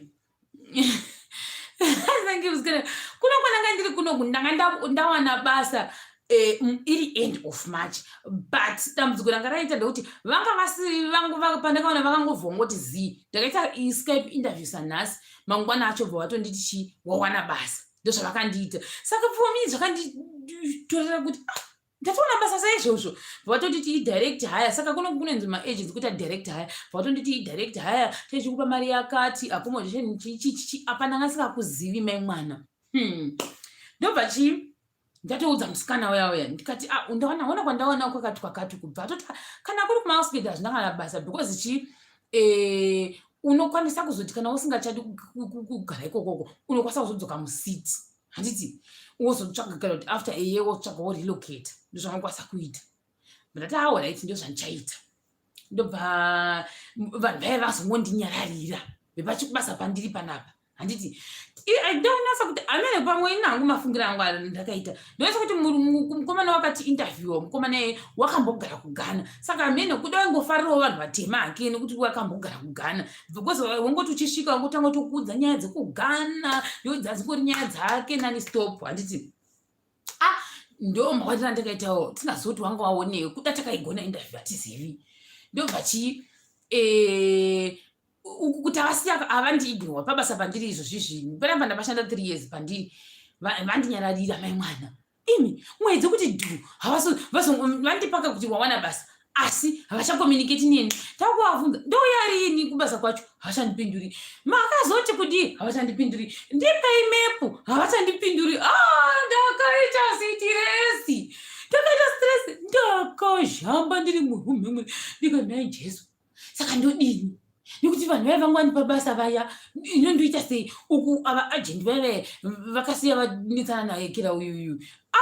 Ndobva ningirikini unonzi musikana uya manje abva ndatomutaura kuti ndozvaitika zvakadai batoti yabo but Grace bye ndobva anonzani musikana uya wakumbondipa siketi manje handadapuwa siketi yekuenda kumainterview kudai nini ndini ndakaresva kuhwa kuti ndangokupa zvokuti upfeke musi uyu neuyu asi kana wapedza kuita izvozvo usiye siketi yangu kudai ndakuzviwa ipapo kudai ndo pakaita dambudziko handiti. Saka panakazara vhiki mbiri dzekupedzisira ndopandakasara ndogapa takuda kuti ndakuita stress manje kuti toita sei kana mungwana mwedzi ikazopera pasanda nemwe basa mari ndichaibhadhara sedzerendi idzi. Ende musikana unorya magaka mambishi haiti musikana ye andodini nai Mwari. Musikana yapa akaenda kumba haachandiudzini kuti asiya mari pasi pemubhedha. Imagine hana kundiudza handiti asiyani pamitemo zvikanzi zvauri iwewe ugosara uchi takasiya ndapuwa mitemo sechana chitoko zvikanzi zvauri iwewe ugosara uchiunza vanhu pano hanzo nokojambewo iwe shamwari memo yandikudze shamwari ka wakamboenda abroad kunokwirwa ndege zvokuti unoshaya kuti mari yacho saka yendege ndozoita sei ko basa rangu ndinozoita sei ukagara ikokoko shamwari hatizoziva kwauri kusaidi kwako ikokoko but inini panguva iyoyo shamwari ka ndanga ndakushaya zvinondiita sei next step yangu ndeipi mbobvunza vanhu vari kuabroad vanenge vachitsvaga basa richinetsa kana kuti vari kutsvaga mapepa achinetsa uvabvunze kana kuti unonzi youare fired umbovabvunza kuti zvinhu izvozvozvo unozvitambira sei ukanzi youare fired hauna bepa hatikwanisi kuitira bepa kana kuti hauqualify iwe unovata vhiki rese usingaryi uchinyatsoshaya kuti saka ndodini pano nhai Jesu ndoita zvokuita sei because kuZimbabwe munhu usangadedzera kuti sisi vakaenda abroad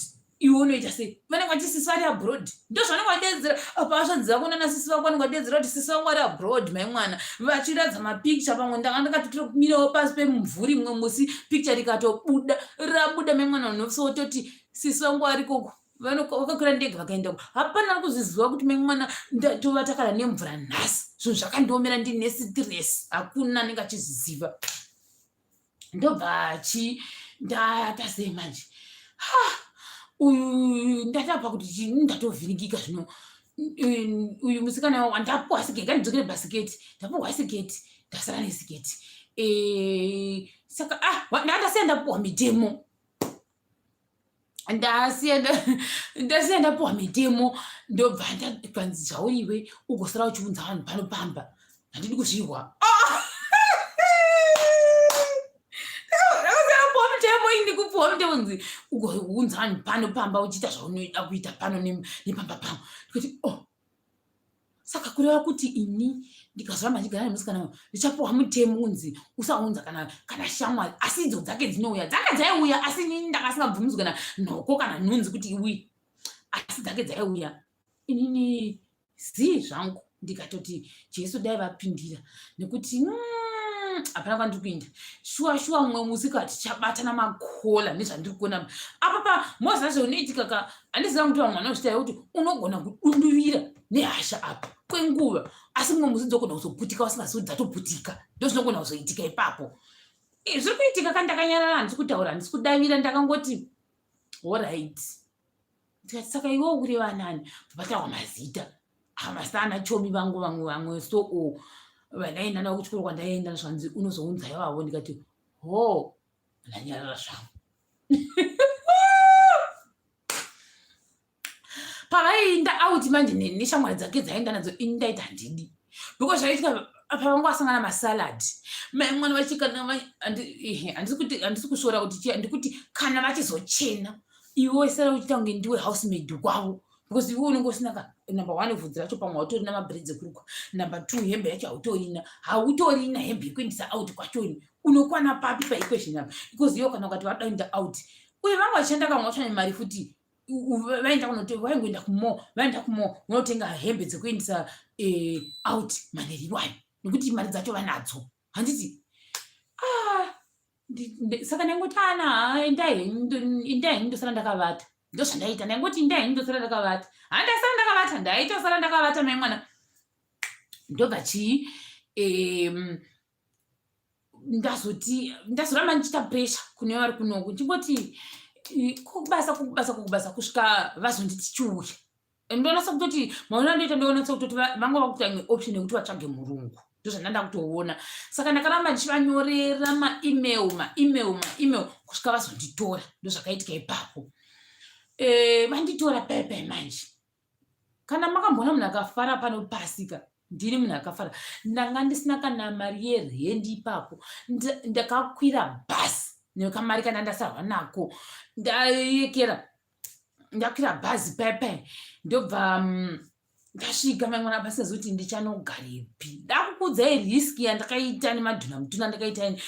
Musazvizame izvi veduwe please, musazvozvizame. Inini ndakashata 2 times izvi zvemariski iwayo. Ndobva ndaita sei paya, ndokubva ndaenda kunonzi kuchiko.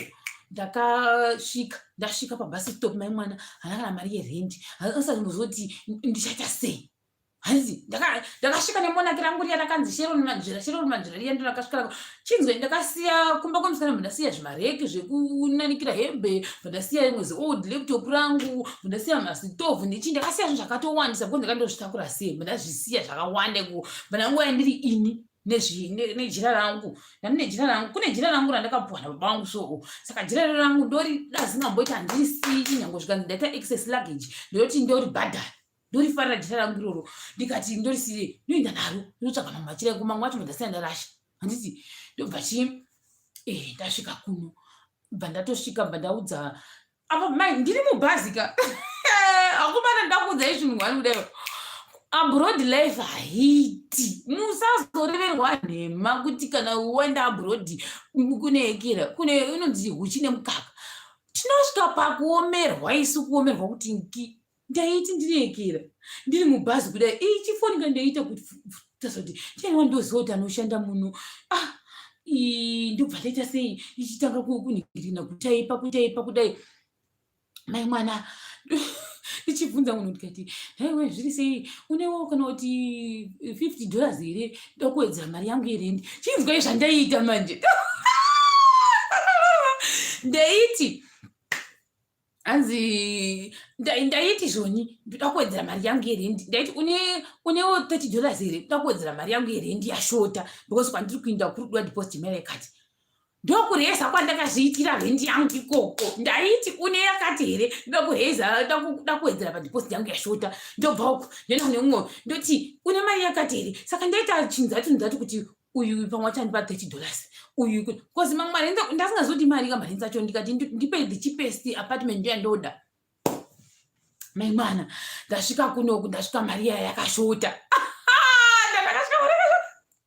Ndasvika pachikoro pepe, ndasvika pabus stop. Apa panini handikuzivi kudistrict randauya, handikuzivi.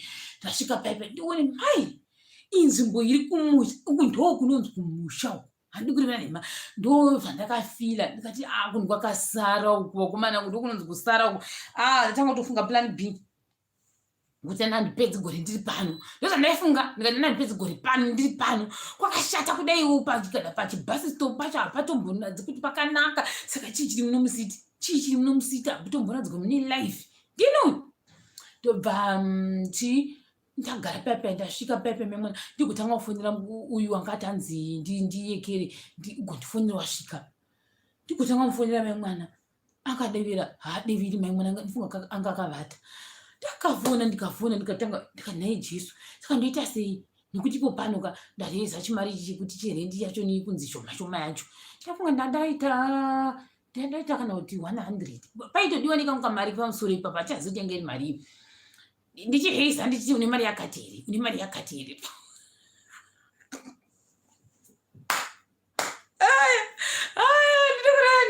Musavareva kwenhema vedu muchizoona vanhu vachiita pamapikicha pepe vachizotora vakadaiwo. Hakuna kumbira mushe kuno, kunombooma. Ndobva mukomana wauya, auya paya. Ndobva wasvika, ndiri kuona munhu kudhiraivha chimudhudhudhu. Ndikati murungu kawo ndikuona manje because ndasingazozoti munhu ari kunonditambira murungu. Ndikatoti hamene munhu munyika muno kuda ndo vachatozova chizotitora tikuona murungu uya wakachena maimwana une bhibho yake yakanaka, very nice zisingamboite maimwana. Ndobva atouya akatoti are you Sharon? Ndikati yes. Zvikanzi ningi. Ndikati murungu wakadai anototaura, handikureva nhema. Kare pane varungu vandakasangana nawo pano, ndikanditi pano pasi hangu ini, wanga nemwoyo wakanaka, mukomana wanga nemwoyo wakanaka usingamboiti up to now. Hamene wakanaka azinge achinja asi wanga nemwoyo wakanaka mukomana iye, handiri kureva nhema. Akauya akanditakura vandagara muofisi paya. Ndatotanga kutora ndikati saka nhaiwe ndokumbira kufunza. Ndakambode kusvoda, ndokumbira kufunza kuti Saka ndekuti kwandingaonawo kunemba the cheapest one, kunonzi the cheapest one ndozotama hangu kana ndane mari yacho yekuti ndibve imomo makachipa macho, nyange makashata ndoda kungoti ndikwanise kuita sei kureiza mari nawo kusvika ndabho, kana ndabho ndozomuvha ndozoenda kwakanaka. Ndobva ati une mari, ndobva ndati izvozvizvi ndatumirwa mari yakati. Shamwari dzangu imwe yekuBangkok, pane shamwari yangu yanga irimo mucomment section wainda, unomboita tafu zvake shamwari yangu but unozwa tsitsi, ndobva anitumira mari yakanditumira. Then mundazotumirwa imwe yangakati wandei nevamwe vofuta wangu ari kokoko, right. Ndobva kunoku manje ndobva uya ati saka ndinogara kupi, ndati the cheapest ndo yandiri kuda, ndo the cheapest. Uyezve the cheapest yacho ngapange pachifambika neshoka kuti vanhu pasazoita maexpense etransport. Ndichiudza murungu but ndati unototaurika naye zvakadai, inini ndinonetsaka kunatsotaura nedzimwe nguva ndikarekta yangu inomboti switch off ka. Ndatokereranawo nemurungu yauya first. Murungu wandakakererana nayeyo zvikagumira pamurungu iyeyoyo very good munhu, pamwe aitondinzwisisawo type yangu tiri special handizivi. Ndobva atonditi mina ndiita sei ndikupe mari. Murungu iyeye inani muzivi ndakatanga muona musika vati ndakupa mari, ubuda mari vati alright, mina ndikupe times 2 yawashoterwa nayo, kana usina chikafu ndakupa mari yechikafu. Murungu iyeye vakomana ndikuri vamwe ndakazosangana navo hangu kudaro paredu rakaramba kuwirirana, asi naiyeye ungari nice. Ndobva andiwedzera mari yekunogara apa ndakazonogara kune imwe hotera yange yakanaka, inge iri first time yogara muhotera yakadero, vatandorita mumwe muhotera. Mama kanaka zingamboita tiri kuri vanhu maranga rakakura zirumu iroro. Bva ati ndanogara ikokoko, handiti ndobva andipa neimwe yechikafu, ndasambokumbira chikafu, bva neimwe yechikafu, zvikabva ati unozondidzosera wava nayo, ndozvaakaita. Obva andipa mari pepe. Takati yui ndokuti ndasingamboiti, ndokunogara kuhotera kuya, ndokubva ndaita sei, ndobva ndatanga kushanda mwedzi uyu.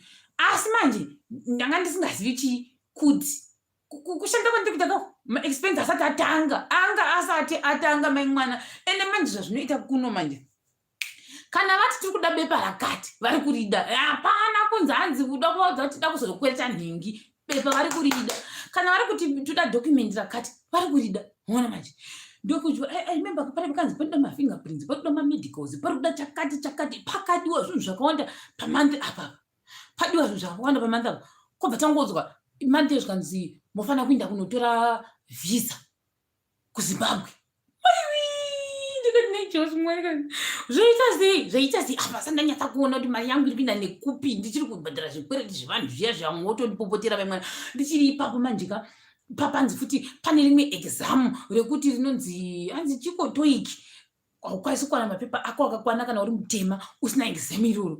Torinyorerepi? Hazi undorinyorerepi? Kwakutanga kutsvaga ipo manjika. Lucky enough ndandachizojoinwawo nemwe muZimbabwe wandotamba naye kusvika apo tunayo ndotamba naye muZimbabwe yetu kuti asingamboita ndikuri vanhema very nice munhu muZimbabwe iye wandijoinawo pepe taamushipiri imwe, asi uyu shipi rake manje ndangasingazozivi kuti panyaya dzefinance shipi rake rakamira sei.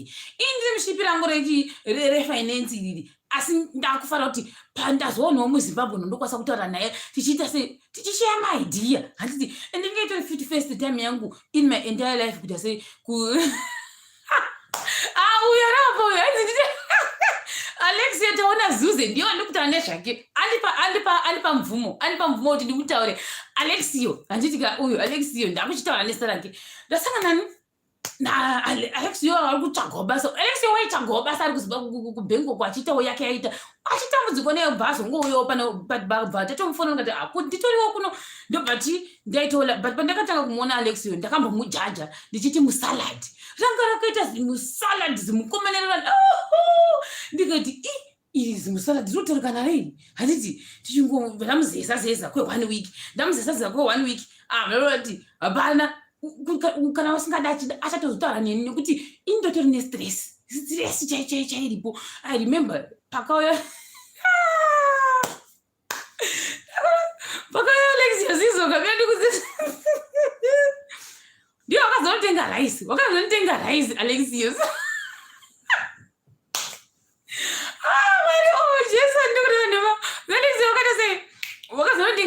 kuzotenga rice. Alex uri mumagomeli section umu.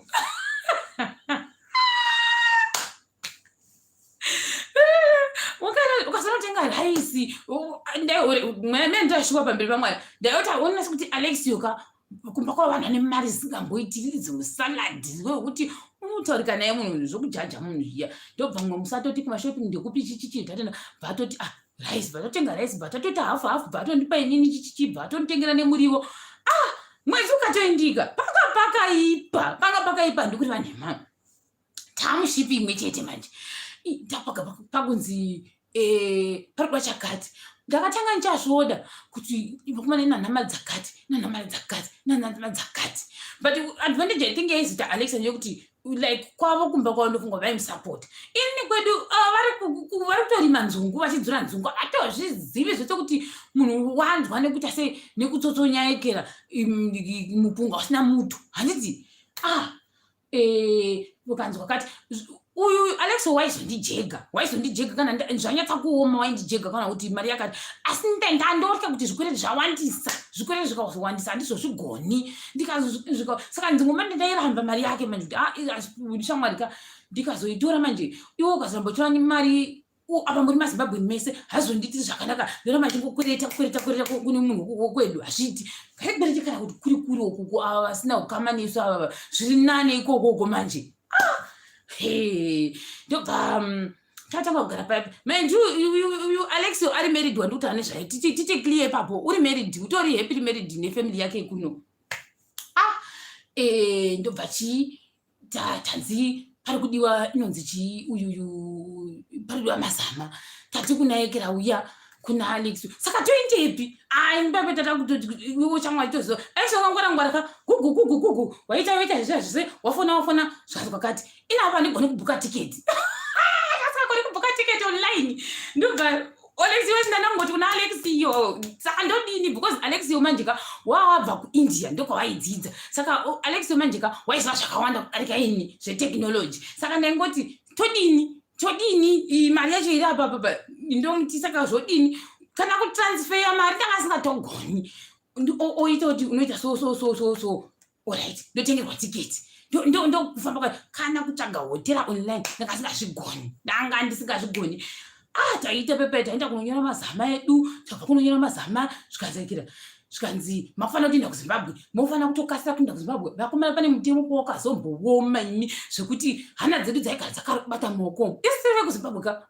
handiti umwe wacho musikana anga panapa abva tataga tese mavhisa ka uyu uri kusiti yakati uri kusiti yakati tikanami kwanzi tokwanisa kuenda kuMalaysia kana kuIndonesia kuita mavhisa zvinotodasi todini isu vatanyora maemail tokubatsirana manje naAlex 3 years ishamwari yangu nandokuriwa nhema ndikati ndakakuta naAlex kutoti ndakatomisidzana naye kuti kutanga kutobatana huro kudai haangareva nhema kana takangowiriranawo ngatinyore tsamba detector tsamba yacho inonyorwa sei tsamba yoita sei yonyorwa copy and paste uyanyora email tese kuti tisvike nemaemail kupi kuIndonesia ini ndandikozivi kuti ndozvitaseka ndanda kungoti but Alex vachazviita ndo department ravo inini kungotevera ndobva zvanzi nevekuIndonesia uyai ndozvatakaitwa lucky enough bepa rangu inini raAlexio rakauya rakanaka saka zvazvakuitwa nevanhu kubasa kwedu vaifambisa bepa rangu nebepa raAlexio ari maviri because tisati tiri kuZimbabwe handiti saka rangu inini bepa parakadzoka mapepa edu bepa rangu rakareshwa babai rakauya rakareshwa aAlexio akauya akanaka rangu bva rakareshwa Alexio but aiwazve saka kana iwo rako rakareshwa saka ngatichitomirira bepa rako tozoenda tose because iwo unozokuziva sei handiti ka ndobva tati ndobva vanhu veutano vaudza kuti makaresa zita rangu because ukaresa zita rangu kurambira nepepassport number inge kareshwa ndobva adzokera mapepa yako akuti avhiki ariko pavhiki ratakatamirira shamwari yedu imwe inogara kuBangkok ndobva atungamira kuenda kuIndonesia tatakanzi uyega atungamira kuenda kuIndonesia izvi zvinhu zvechi zveteaching zvisandi kutaura nezvazvo asi zvimwe zvinhu zvese zviri related kuteaching memwana musikana yawo asvika kuIndonesia asvika zvikanzi wanzi nanohuya kuIndonesia arambirwa maimwana uyu arambirwa inini manje ndiri kutaura nemusikana uyu, musikana anga asingaziva Alex. Ndokubva ndatoudza Alex kuti iwe musikana waya warambirwa kupiwa visa kuIndonesia, todini ina ndichazivi ndoita sei, because inini manje ndanda kufunga kuti inini ndozoita sei, because uyu Alex anga ane round trip ticket, inana ticket, saka mari ndichaiwanepi? Maona manje chaiwanepi yekuti ndibhadhare mazi1000 ayaya manje. Uyu otoona kuti pamwe mwana wake wati wane stress, otonisimbisa pepe chirega timirire mapepa acho tozoona kuti todini kana abuda, nokuti uyu anzi arambirwa. Tomubvunza kuti iwe wazoenda kupi? Tikati saka todini, toenda kuZimbabwe kwatoita sei? Taiita mameeting, asi amboita meeting zvakati visa rekuThailand rakationesa nhamo adura. Taita meeting ukata second kudai, ndofona ndoti saka iwe apa mazoti waifotana ndoti indi munomuroom ka wejamba one room kudai irangara baba papa sina nguva yekuti nono wangoti ukangofunga kuti but pepe wofuna kuti saka pepe bipa rakanyatsa kuita zvakanaka here, because urikutya kuti ndaenda ina ndamani ndodzokera kuZimbabwe handina kana chinhu 1 chandaratidza kuti ndozvandakaita ndiri kupi, ndiri kuThailand. Munoreva nhema imi. Ndikangoita 2 minutes ndoti saka urikufunga kuti zveshuwa tiamaona mavisa.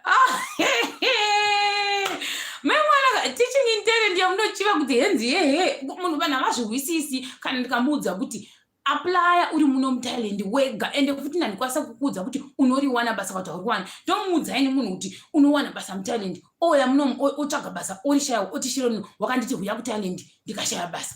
Nyaya inouya kwandiri inini, ndosara ndonzi iwe Shironu ndiwakaunza vanhu kuThailand. Saka ndinoda kuzama kushare nemi kuti muhwisise kuti ordeal yekuita basa rekuti uwane mapepa akakwana yatakaita inini nemukomana anonzi Alex Zuze. Utori murume womunyika, indandajara kuti mukomana asi uri married, kuti isusu ndo tsegwende dzatakapinda nadzo. Ndokubva uyu waenda kuIndonesia paya warambirwa bva ati kune vanhu vekuenda chehora iti mandirambira visa rekuti ndita sei nditore type, kune matype ka type rekuti ndinoshanda, saka ndodini ndoekera here ndotora tourist visa here. Ndobva vati ehe inzwa halafu yavakaita vanhu vekuembassy yekuIndonesia zvikanzi ehe tora apply tourist visa. Mwana wavanhu wagadzira mapepa kwakutenga round trip ticket, because kuti uite tourist visa unofanira kutenga round trip ticket. Mwana wangu wakabuda mari apa kugara muhotera 5 days urimo memwana, asvika kuya kwakubhadhara mari yevisa, wabhadhara mari yevisa kwamuti denied. Visa retourist visa kuti denied, first time yangu kunzwa kuti unodinairwa visa rekupi remuThailand. Iwe tikati iwe shamwari munhu wewe wachitosvika pakudinairwa visa rake retourist zinotodini handiti. Tikati ngati zvinanoita sei tiende kuZimbabwe. Ndikati shamwari saka toita sei kana kuenda kuZimbabwe ko mari yacho ndozoiwanepi? Ndo papane nhamo mari yacho ndozoiwanepi yetiketi kuenda nekudzoka. Ndokumba kododedzera kuti iwe kana ukauya ka uzvitire zvako nemari yako, uzvitire zvako nemari yako, isu satombodi kupinzwa pazvinhu zvako. Ndozvaidedzera izvo kuti pari kuti ndiri kushanda, saka hazvimeke sense kuti munhu ari kuZimbabwe unotanga kuti ndipewo mari, havazvihwisisi. Mari dzimwe manje hadzichakwani, mari dzimwe dzemabhazi dzotobuda kuna bhudhi Alex vaya ndo vangotobudisa dzimwe mari dzacho handiti. Kana chikafu chako vangotobudisiwo pape, mari hazichabhalansi. Uku kuve zvikwereti memwana vaya vangwanipa mari dzerenti dzedze vari kudedzera kuti tiri kuida mari yedu sha, zvakundiudza zvakanaka basa izvo, ndipe mari yangu yandakakupa iya.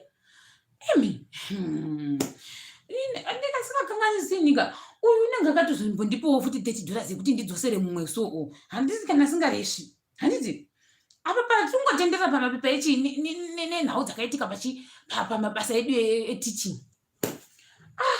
Ndokubva ndiri pastress kadzi mapepa dzechichichi zvese uku kubasa kwedu manje tatakutya manje kuti nhaiwe shamwari tikaramba titaseu tichamba raundi, ngokuti mapepa acho zvaaizvi kwanzi ainyorwa kunzi iwowo bepa racho raiadresa embassy yekupi yenyika yari kuenda. Saka zvaireva kuti mapepa edu aifanira akanzelewa onoadresa nyika yekupi imwe nyowani. Tikatama meeting tikazotodini panguva iyoyo takabva taenda unobatana nemaCameroonians. Pane vamwe baba so vatinongorespecta so vari right baba ivavo. Ndobva taenda kwavari tikati tinotoita sei? Takamboita mameeting here takaita vatoti zviri nani muita sei kana zvanetsa ka zvitori nani muita sei kudzokera kuSouth Africa kuzoti ndokunobuda vhisa. Ndobva ndati ngatitonge ndedu kuSouth Africa kwacho. Mapepa yadzokera kunogadzirwa. Tikati nokana iri mari ndoita sei. Ndobva baba vaya mai manje vanga vagara vashanda panapa ndobva vazondipa tipi vanditi kunoku vane mutemo yekuti kana munhu achidzidzisa kana kuti pabasa ipapapo akawirwa netsekwende kana kuti akaita ziproblem vanomupa mari iye unokwana kuidzosera for the next 4 or 5 months unowirirana nevanhu pabasa ipapo ndozvavanoita. Ndobva vatoti but handizivi kuti iwewo zvinokwanisa kuti zviite here kwauri kana iwewe musati maane 3 months muchishanda panapa zvogona kuti netsei because vane period yavanotaura kuti iwe unofanira kunge washanda panapa kwenguva yakati. Saka plus mari yako iwo pamwe unoda iwe yakawandisa kuti upuwe mari iyoyo. Ndobva ndaenda kumukuru webasa mai mwana ndaigwadama maflow ndikandogwadama maflow paya ndototi ndobva ndatanga kuvaudza nhau yangu kuti ndabuda mari handisa kana mari yese. Aiwa Alex ndomira naye Alex ane moyo wakanaka tinogona kunetsana 1 or 2 but handingambodi kuri vanhema kuti ndototi Alex wandita zvinhu zvakashata moyo wakashata kudai Alex unobatsira singamboiti. Ndobva ndaita sei ndikina ndavaudza nhau yangu kuti handa mari yetiketi handa mari yechii ndakangozamawo laki vamwe vangu nditi hanzi mukaramba muchinoudza maproblems enyu vachakudzingira vachiti hamzi hamukwanisi kuwana mapepa saka vanogona kukudzingira izvozvo ndozvakaitika. Ndobva ndaita sei ndavaudza vandiudza zvikanzi imari itiketi racho ndive kubasa kwedu vaive mukuru wedu uye. Ndobva ndavaudza ndobva wati saka tikakupa mari inokwana here kuti uinde uchidzoka nekuroprocessa mapepa ako acho kuda wangu watozvionawo kuti mwana watamburwa watatarika singamboiti handiti. Ndobva ndavati inogona kukwana inogona kundikwanira. Ndobva watoti unopuwa mari yacho ukuda rini. Ndobva ndatoti tikufanira kuinda musi wakati nekuti inda ndatoteverani uyu Alex ndo anondotevera. Ndobva ndatovhunza Alex kuti iwo madhetsi ako anenge akaita sei handiti kuti mapepa paya atizozoti zvafamba sei. Ndobva ndodza ndikati takazosiyana mumwe akakwira masikati ndikazokwira hangu usiku dzakasiyana ndege dzedu. Ndobva ndazopuwa mari yaya yendege chikwete ndikakuzembera ndikapuwa mugona ureva meme ndakatopuwa more than 1000 American US dollars kuti nditenge tiketi round trip nekunoprocessa mapepa nekudzoka. Ndo mari yandakapuwa. Vakati chinyora tsamba ende iwe unofanira kutiudza kuti mari iyo unoda kuidzosera in 4 months in 5 months in 6 months here. Vanoti hanzi mutemo vanoti hatidi kuti utidzosere mari yacho yese ka1 because pamwe unenge usina mari yechikafu unogona kusava uchiita seuchitambura. Ndobva ndatoti ndoda kuidzosera in 5 months handiti vati hawa no problem. Uyo murungu yauya pakazoti ndaita sei ndiri kunetseka neke but usandipa mari yangu izvozvo uda kuti uzondipa nyange after 7 months handina basa ndozvakandiita. Ndikati no problem. Asi manje ndichiri ipapo ndikandipita first of all ndoda kuzodzokera panyaya yesiketi yandinambosiya iya yemusikana wesiketi yedhirama rakazoitika tambopedza iyi yemavhiza yedu yatakaitika takubasa kwedu kwataatavoko. Tiri pakombesheni yoka vamwe vekumafilipino vaya vanenge vachitoseka kuti vekumafilipino manje vanhu vaya hameno kana pane vanhu vanoshanda nemafilipino vamafilipino vanhu ini nangu ganitawo zvandakadzidza ndakadzidza sokuti vanhu vanoseka vanotarisa futi vamwe vanhu pasi vatasira vanhu pamwe pasi varipo pakudzingisana mabasa kana ivo pacho zvavanogona kudzingisana kana kudzingisa mumwe munhu basa ndozvavari. Saka isusu manje patakasvika pakameeting kedu kataita nabhudhi Alexio taizvitaura tichizvitaura ndichomudza kuti ndina ndikuradzawo manutsi andakaudzwa nemusikana wakubhangkok uyawo kuti chichichichi tikabva tikatombotaka experience kako zvaizoitika manje pataita zvemapepa chichi zvaiita vanhu manje pabasa pedu. Handihwisi kuti chichi vaifunga kuti vaita kuti tase kuti dzinguhera kuti vaiti vakaenda kuna Alexio vomubvunza zvakazvakati vakaenda kwandiri woda ini manje dambudziko randinaro ndinofanira kuita masamari makwaka but in real life handizvidi handitombondi handidi munhu anouya nezinyaya yakadao nditi ningi tinonetsana. Alexio cheche anoziva varipo mwe mbuya vekuwekera vekokoko vakangoda kuzviita izvozvo vada kuti dhumanisa musoro kudai. Ndakavapinza muforo ndakabva ndangowapinza muforo pasina kana kumboti kuita indirect ndikavaudza ipo ndikati handitombodi handizvidi kana mune issue nemunhu munoenda kwaari hakuna kuda kwandiri ndikati mangwana chaiye tisvika office ndoda kuti zvizvamamutaura mubva machitaura iye aripo Alexio wacho ndoda kubva ndanomuudza ndozvamamutaura madero muchadzidza kuti hamufaniri kurovanisa vanhu kunyika imwe chete musoro ina handizvifariri. Ndozvandakaita. Vakasvika 3 times kusvika vazozviregera. Vakabva vatongosiyana nazvo, havana kuzombouya futi vachida kuzvizama izvezvo. Uyu aisaniziva indaibva ndanomudza kuti vanoita zvakati, ndikaudza zvakati. Mangwana vari kuenda kuofisi, ndiri kutosvika ndichivaudza kuti mbuya vaikuvhunza kuti iwewe saka wakazita so. Ngavakuvhunze direct kwaiva kuzazonifunza inini. Handizvidi. Because ichasvika nyaya iyi yakapindurwa. Handiti yasvika yakapindurwa. Uyu pamwe Alex haazozvihwisi kuti saka Sharon ndozvaakataura, ungonzwisa manje, vatotirwisanisa pepe. Izvozvo ndakazviramba zvisingamboiti. Vakabva vatongota mabhireki, vakamatora vakamadzisa mashure. Saka ndozvandiri in real life izvozvo kuna mwana asingazivi. Kuinbox kwangu ndozviona vanhu vanongada kunyanya nenoda kuzonyema celebrity kuda kundikota, ndinozviramba ndinozvibhana izvozvo. Anyway, to continue nenyaya yedu, bvatabva kunoku bvatatenga matiketi edu chichichichi, ndasvika kuPickzimbabwe ndaita takazita pakasiyana. Uyu wakaendawo akanokwira mabhazi akakanya ndikazosiyana-siyana because iye aigara kwavo ndichigara kwangu. Then even pakudzoka takadzoka zvakasiyana because zveshe mapepa edu anga amuorder. Asi tiri kuno kwacho takambopinda bhisi. Even shamwari yangu yekurambirwa yaya kuti mapepa akaita akazotendera kusvika azoenda kuSouth Africa zvaita. Kana achienda kuSouth Africa zvinhu zvakanaka zvisingamboiti.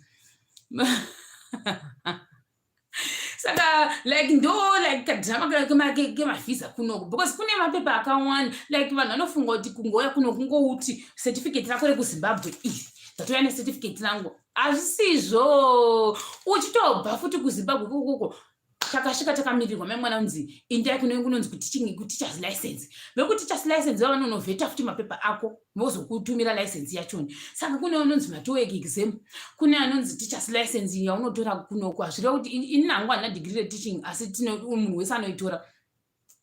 Kune kutabva ikoko kwatora zvese unozita inonzi work permit. Itori futi imari dzese dzechingobuda kadzidzi muzvizive izvozvo. Imari dzese dzingobuda work permit yechirudo mari. Vanogona kuti nhasi tuina work permit pinda mapassport enyaripi ndozvanotaka havakuudzi in advance kunoku work permit yenu bhata mari.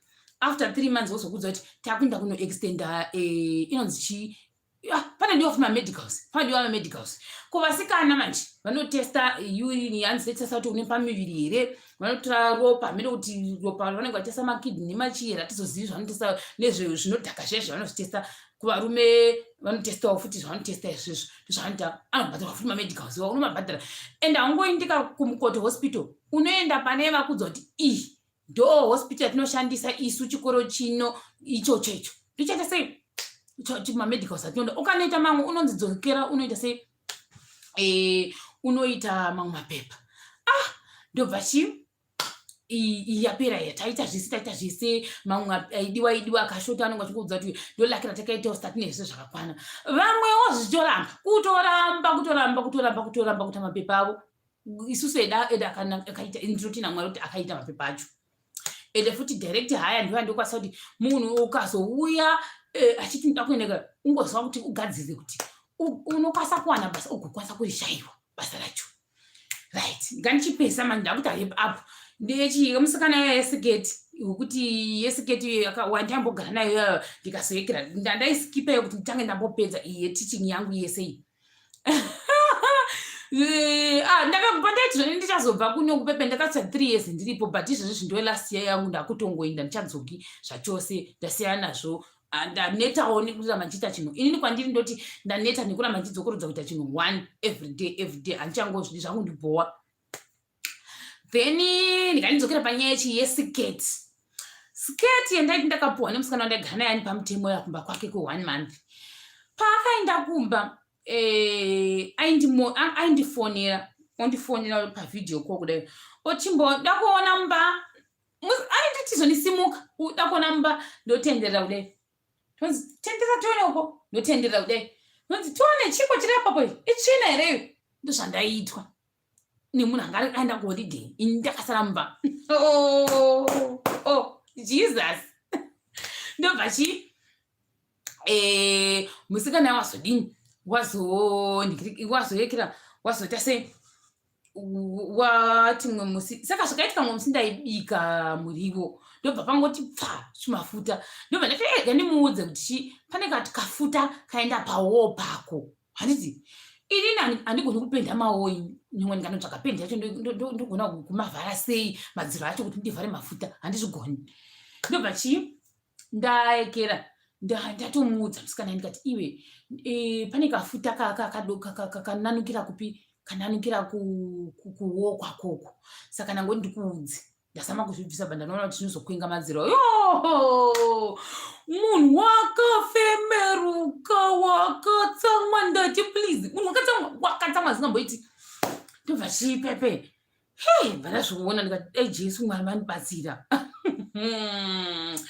Ndobva chii ndobva aita sei, ndobva ndagona ndamuudza ndandesha here metibvise vari kutaura zvinyadzi bayai. Yes, ina handimbowisisini zuva zvino zvinguva zvitaura zvinyadzi panapa. Anyway, ndobva kamungona zvinyadzi please ndiudzeiwo, because I think unyamwe unenge wachichange zvimaindian zvezvino zvichiya zvitaura zvinyadzi zvezvi. Ndiudzeiwo please, because ina handidi zvokuzovharirwa zvinhu zvangu panapa nezvavanhu zvisina basa izvi. Anyway, ndobva chii aiwa ngatisiyana nezvekuti murudzii ndangokuudzai kuti yekera munozozivisa vanhu kunenge vashomaka. Ndobva chii ndobva anditi chii indafunga ndaita zvakanaka kumuudza kuti pane kafuta kadonhera apa kati pakubika kazoti pfu bvakaenda kupi kumadziro. Nyaya iyoyo inoita kuti mumwe munhu anga akazotsamwa. Saka zvazvangonzi everyday dakuona. Saka ndatozomudza kuti inini chii ndadecida kuti ndinde kupi kusiti ine yandakauya ndikati ndakuenda ikoko. Vati why? Vandati nokuti ndowandawana basa, saka ndakungoenda ikoko. Zvikanzi komureria zvirinani kuti utorako rekuagent uya wataitekera. Ndikati haya ndida kuenda koko kumamisha hazvina kana basa. Saka ndanda kufunga value yangu nedignity yangu kuti ndingade kuramba ndichibatwa sechimwana chidoko here kuti ndiyekere, ndingade kuramba ndichibatwa sechimwana chidoko kuti ndinge ndichiekera here. Ndasi ndabva apa ndakutwa semusikana webasa, ndakutwa kutuswa inini already ndanditi ndakasingachafili comfortable. Ndanda kungofila kunge ndanhapwa, nyangwe nchibhadhara nendasi ndanhapwa pamba pandikufanira ndakanyamwa zvinhu zvangu zvaigara kubalcony. Hembe dzangu ini dzakanzi hadzikwani muwardrobe, saka dzanzi hadzikwani muwardrobe ka ndakazongoti ina hazvinazvo mhaka ndangoisa kupi, ndangoisa kubalcony. Handiti vamwe musi kwazonaya, pakanaya bva zvangoiswawo pakona yechidhoo. Ndati ndokumbira kuti hangu monakira muno mubedroom make, zvikanzi hazvikwani.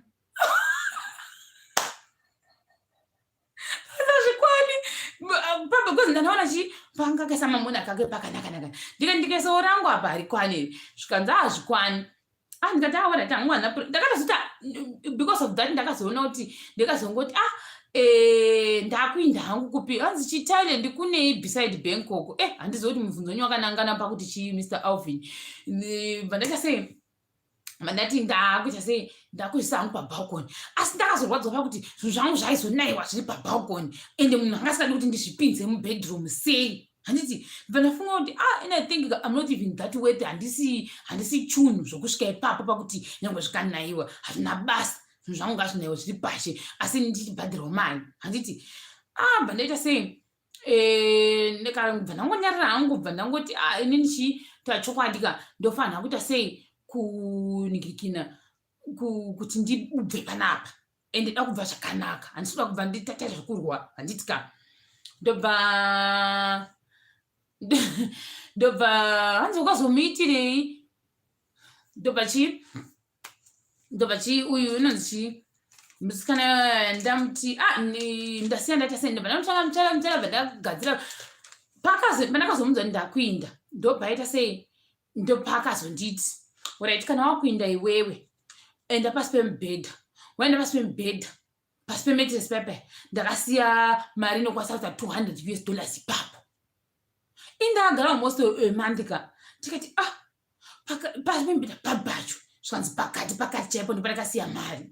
Handiti tikati yowe inga zvakaoma. Handiti ndamuti iri bho ndaiona mari yacho ndodii ndandinobhadhara renti yemwedzi wese ndati iripo mukuru wamwedzi unoteerwa choni ndati iripo ndaona mubhadhara mari yaiya ndanyarara ndatomuti bhiri remvura rauya ndorandakwanisa kuona izvozvi saka ndakubhadhara bhiri remvura ndobva ndatosiya mari yacho patebhuru yebhiri remvura but papasina bhiri remagetsi handiti ndobva ndauya kuno paakazodzoka yebhatanga ndisendera bhiri remagetsi kuti mari ibhadhara mari yese yemwedzi wese iye haana kuisa mari yemagetsi akanditi ndoda kuti ubhadhare mari yemagetsi yese and akabva ataura chanzi chiko chimwe chakataura zvikanzi pilo yangu iripi pilo akati pilo yangu iri kupi ndikati pilo zvikanzi ndikati uri kuti pilo yakaita sei zvikanzi ndoda pilo yangu wakatora ini ndakutanga kufunga kuti ndakasiya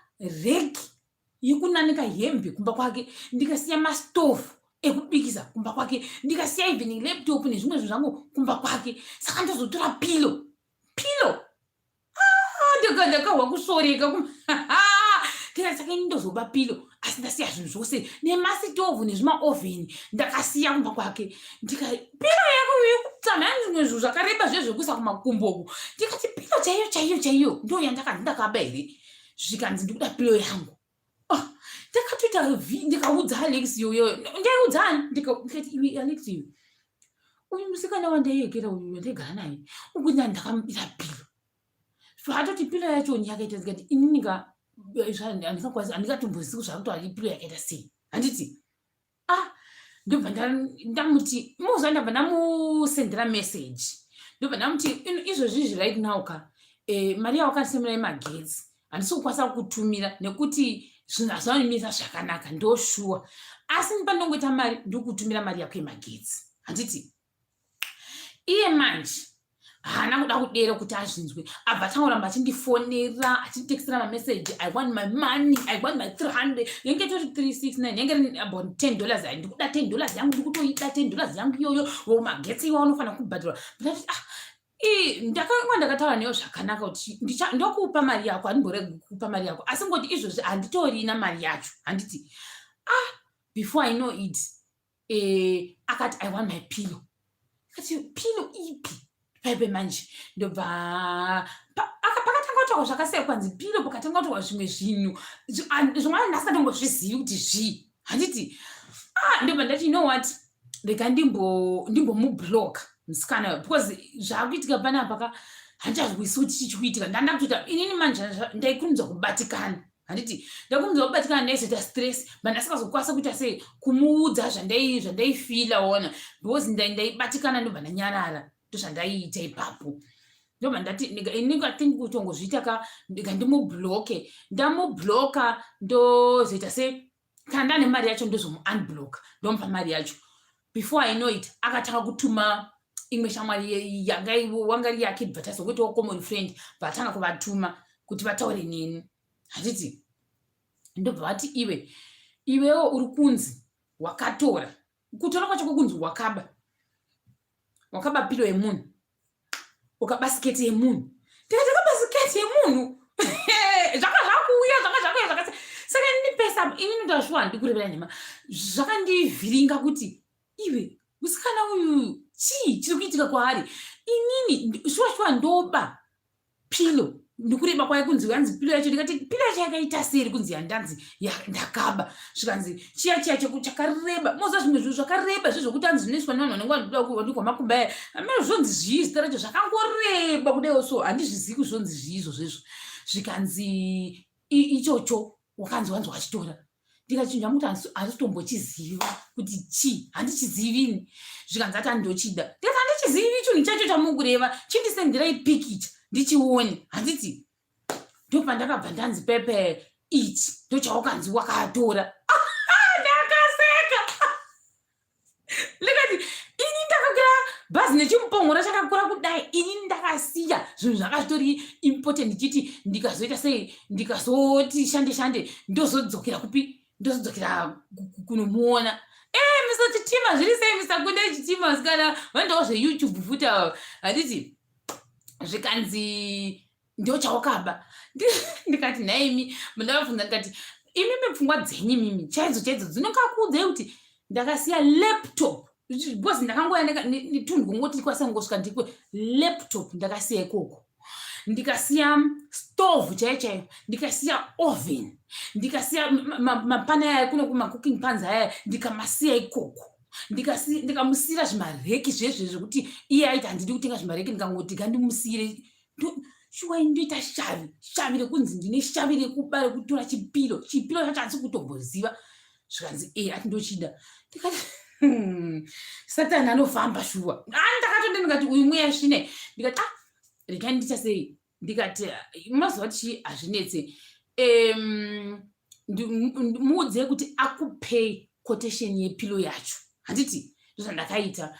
Then ndobva pauya futi another allegation zvikanzi akandibira sketi, ndikati sketi yakaita sei, zvikanzi anzi ukandibira sketi yeblack, ndikati sketi yeblack, zvikanzi ndikati imi siketi yandakapuwa chinzi ndakumainterview ndiwe ndakamubira, ndikati ndakasingazvizivi kuti wakanditi adoko hati asikuda kuti sketi ye inge because ndaingofunga zvimwe vaingonditi zvokuenda nazvokuenda, but kana akafunga kuti ndakamubira ngaakupei futi quotation yesketi yacho. Ndoita sei kana mari yangu inini yapo ndomutumira mari yachoni yezvinhu zvako, ndikati in fact sezvo imi murimo muri kunzi muri kuudzwa zvinhu zvokuti ndakamubira, saka nina felt kuti anoda kuzama kubvura zvezvokuti anoda kungokufixa something like that.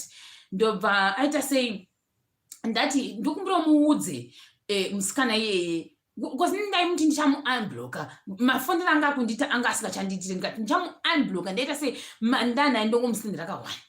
Ndobva ndati iweweka ndokumbira muite so, ngaakupei list yezvinhu zvose from mugoti kusvika chipunu kusvika chii chavari kuti ndakamubira, because pamwe ndo zvari kufamba achiudza shamwari dzake kupi ikoko kubhengoko kuti uyu musikana akandibira. Saka ngaakuudzei zvese, kana even matishu, kana achifunga kuti ndakamubira tishu ngaanyore, kana achifunga ndakamubira kana Colgate kana toothbrush yake ngaanyore, nyange zvinhu zvikasvika 20,000 kana kusvika $800 ngaanyore, because handichadi maproblems aakundipa mukati melife mangu, because kana akuudza imi mudai it means kuti vanhu vese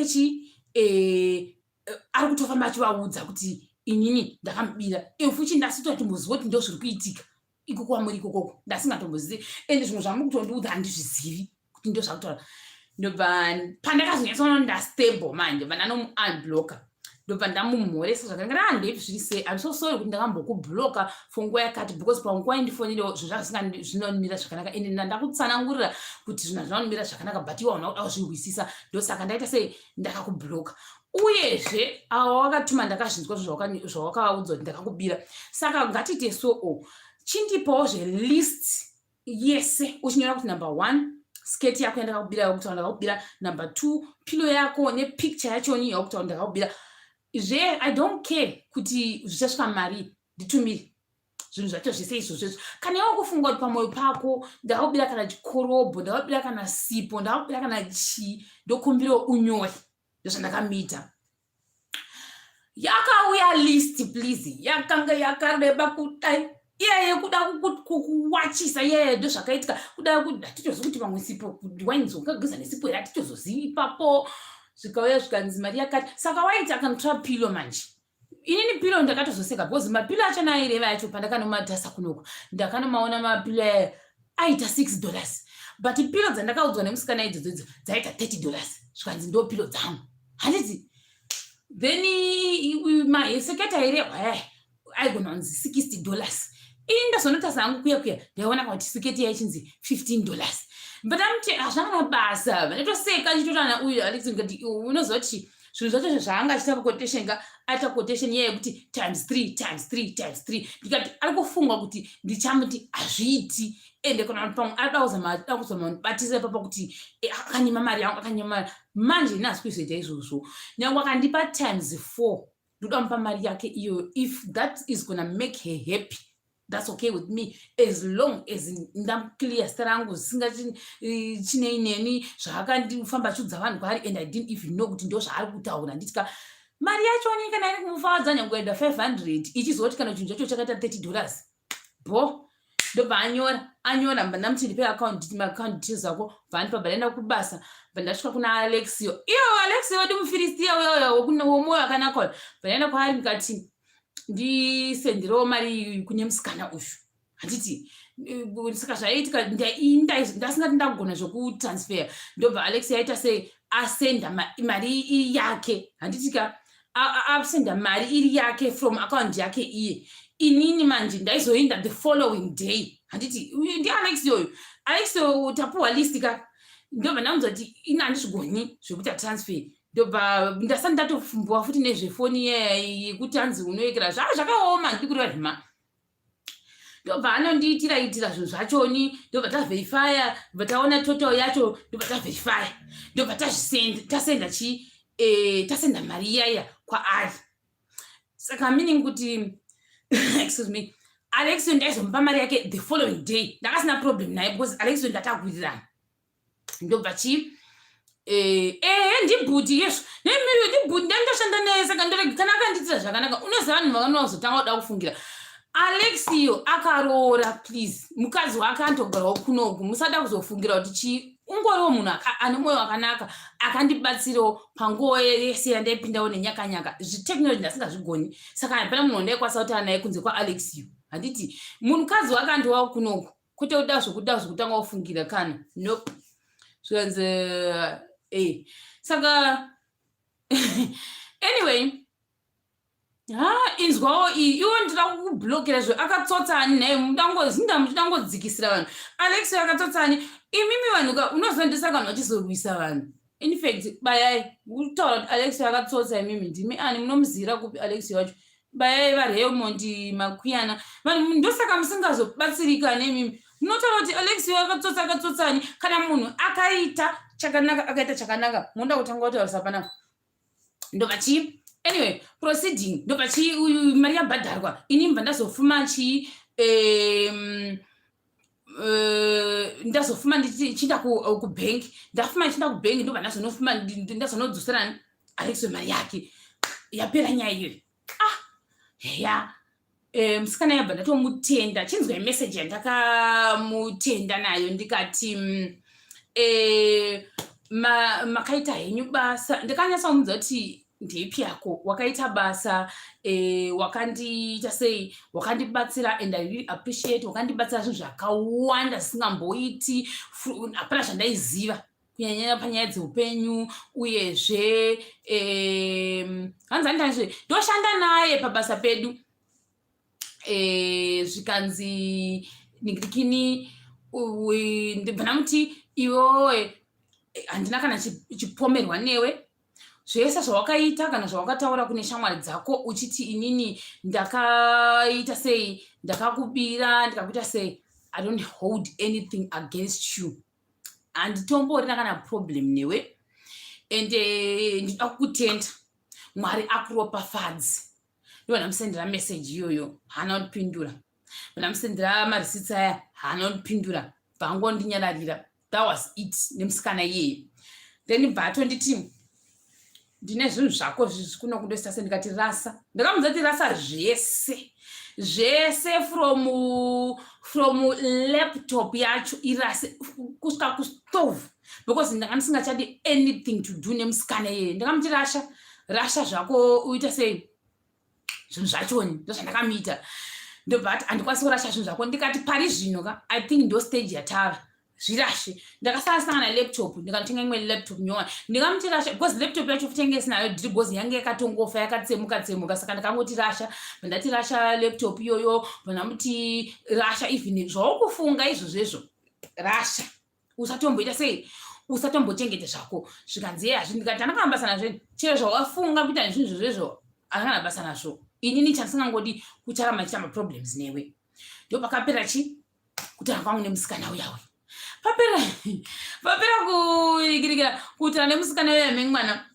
Most zvakazoitika ndakazodhumana naye kamwe musi after 2 years ndakazodhumana pamore by mistake. Ndazobvenda kuBangkok kumengwana akanyara sei akatasa pasi kudai. Vanamumhorosa vangoti yes akatasa pasi kudaiwo. Ndati uri sei zvikanzi bhara pakatasa pasi kudai. Akangura pakatasa pasi anga asingamboenyi kutaura bhangoti akwese kwauri ngati kuri That was it.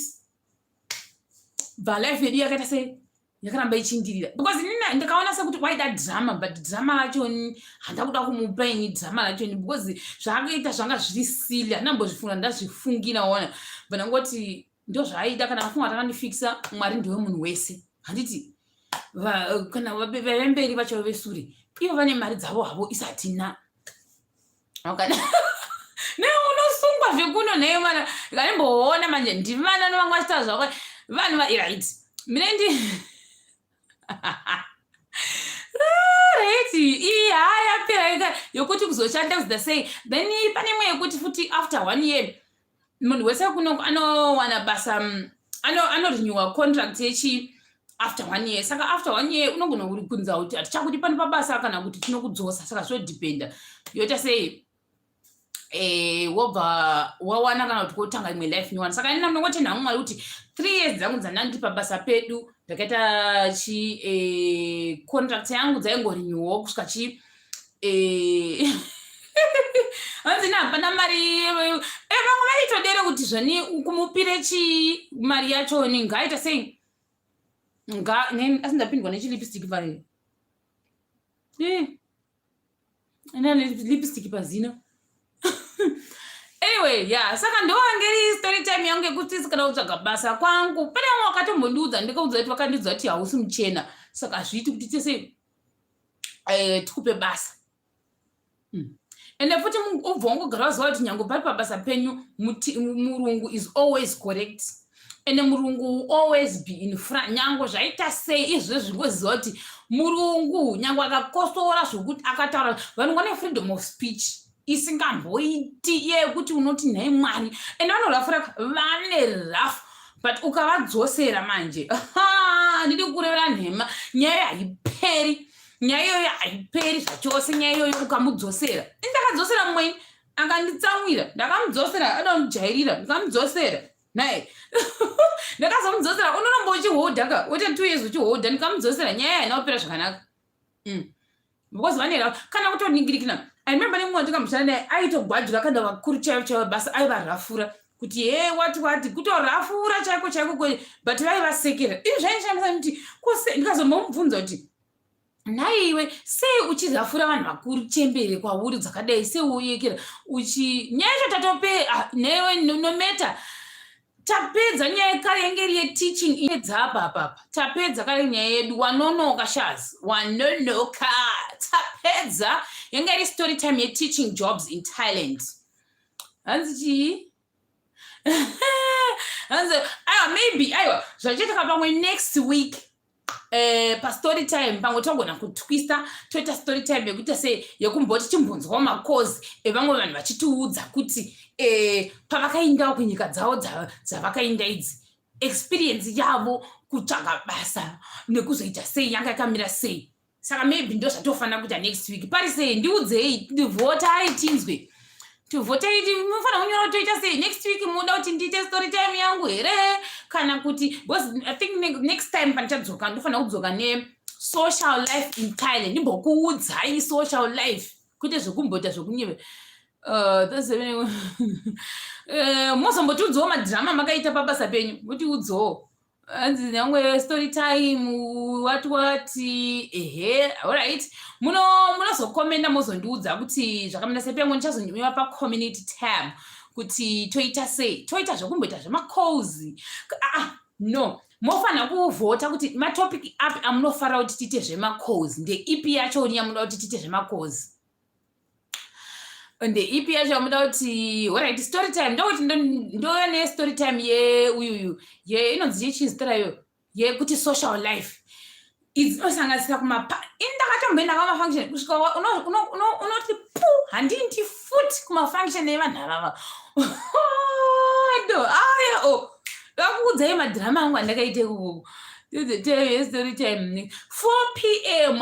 ndoda kuita 4 p.m. because 4 p.m. dziri nane kwandiri kunoku because inenge iri 9 o'clock dzemanheru saka ndozokasirawo kupedza ndokasira kuvata handiti Gwyneth ndiwo gorongodero ko vamwe vanozoti mina Gwyneth uyu chamwari phone number dzako dziri kupi Gwyneth uyu isister yaekera mukona anonzi Gwyneth isister yaAlex yo Wamamda utaurisira panapa. Handiti. Isister Alexio. Munhu wamamda utotaurisira yeye mozere kuti effect. Nyaya yana Alexio futika this time ninge akupinza manje newife yake because vakazodzoka pane zvavakazodzoka vakandivigira vari vaviri manje. Ndichaibata futi but pane imwe story time. Muhwisise kuti friendship sometimes toziva kuti pano nepapapo but ushamwari kana une munhuwo anokwanisa kumira neyo zvinogona kuitira. Ndakazodzoka iwo mukuseka akadzoka nepasipoti yangu kubva kuZimbabwe zvanetsa ndisina mari kuti yekera zvangota emergency mwana andisambozviplana ndo akazodzoka nepasipoti yangu kubva kuZimbabwe iyeyu Alexio futi nemudzimai wake hanzi chine uyu hanzi todaye kurasika pama-airport ndosamanchidzokorora here naye kurasika pama-airport nyasha nyika dzino ndeupiko nyasha nyika dzino anobanyekere pesa manjambo dza 2 hours ka dza 2 hours ka inenge story time yechi inenge yechi no angaripo futi angaripo asiri but tanga tiri tose musi wechisponji tanga tiri tese gwineza unyaya angaripo musi wechisponji tanga tiri tose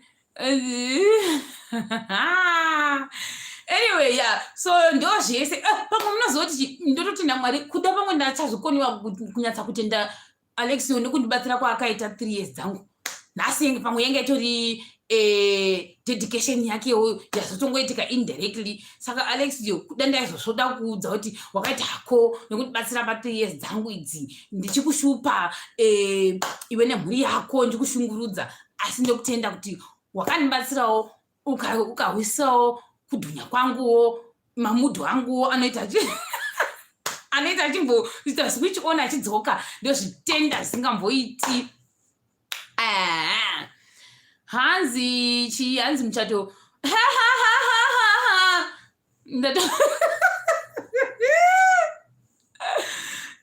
vaona response yangu ndoendatete muchato nzi murikori ndati zvinoreva zvakawanda anyway right nyaya yangu yanhasi yapera next week ndoda kudzoka nesocial life yemuno muThailand kana utoziva kuti hauna munhu gara uziva kuti unodzoka nemunhu unouya nemunhu wako kuAsia please I am begging you kana usina munhu uchibva kuZimbabwe ibva nemunhu wako kana munhu iwangoda kumuramba ndopa uchazoona kukosha kwake kwese wasvika munomu nokuti vashoma vacho vanotasaka ende varungu vachoni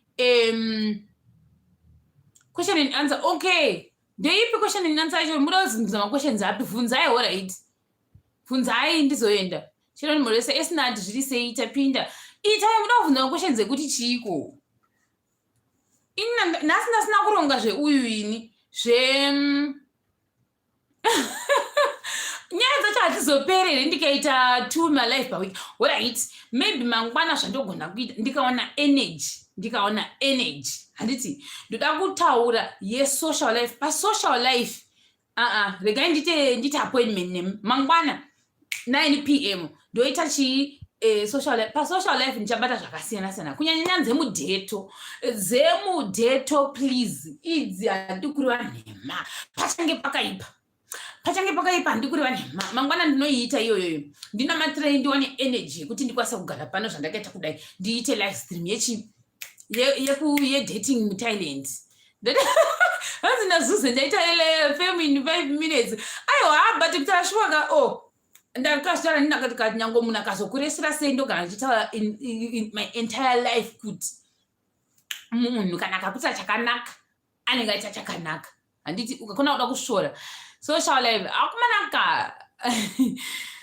ndinogara iti mangwana ndodzoka nesocial life yemudeto iyi mangwana ndikaona energy ndina matrendi wane energy izvozvi zvindofanira kumboedita video yandaita nhasi I hope kuti aiita zvakanaka nekuti rudhende rwanhongu wakuti hanzi watora divi hatisi kutora divi please vanhu vachazoona kungotora zvataurwa sezvazviri haisi mhosva yangu kakuti pamwe divi rimwe racho harisi kuwana mavhidhiyo akawanda ari kurisaidhira iyo haisi mhosva yangu kana vanhu vesakuita mavhidhiyo vachingoti nhingi harisi daka rangu ndingazviita sei, handiti tongoita zviripo zvachoni. Nzitora divi panonetsa tongoita zviripo zvachoni, kana uri kutora divi hapana zvandokwasaita, but toita se tomboita zviripo zvacho zvavari kutipa.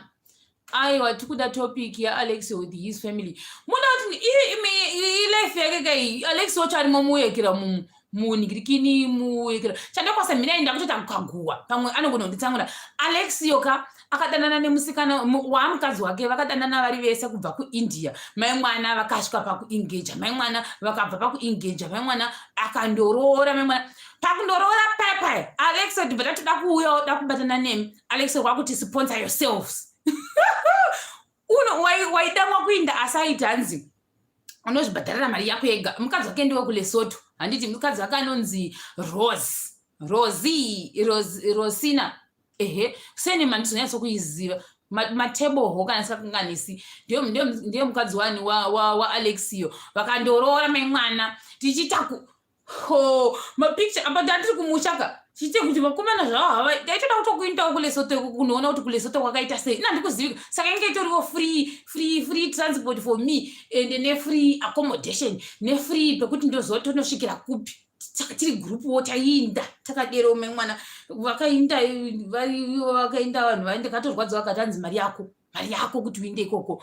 Abva ipapo mai mwana mpaka munyama wekuti pamuchato wavapo ukazoita manje ini kusaidi kwangu pane maprojects ataiita nevanhu kwedu. Saka ndakaita gore rese ndisingatikwanisi kusevha kunoko ndichiita maproject. Kana munhu wandaona ndaona pakanzi Prophet tukamba muguys tukamba amana nepapane pekuenda amana mukuona here kana tsama ndakutsotsonya maonere amana zuza uri kuona here Prophet tukamba mamana gafa to the gaffes devanga varipo apa nhasi ndaita video ndichivanyeya mufunge. Asa ndaiposta ndanyaya munhu waMwari Java. Asa ndaiposta but dai papa neiningirikini Ed Button manje hapana nemunhu waMwari avafundiriki ambotaura ona munhu waMwari gwineti shamwari waona munhu waMwari rwasvikabva tatsotsonwa mai mwana iwe. Thank you Jesus. Iwe haadafara munhu waMwari kutitsika ipo pano tichiita nyaya dzedu idzi.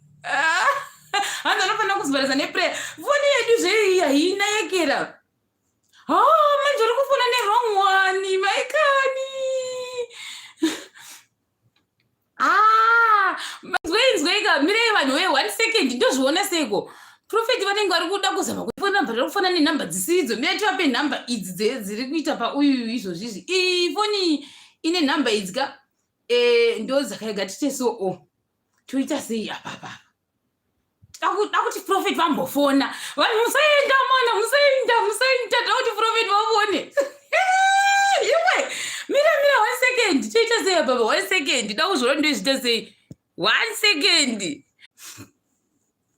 Amana ndachimbotsvaga nhamba dzanga dzichifona dzende hanzi nedzidzi technology yatanga zvakaro ndauya ndanga kuzonzwa Prophet ndanga kuzonzwa hanzi ndakazo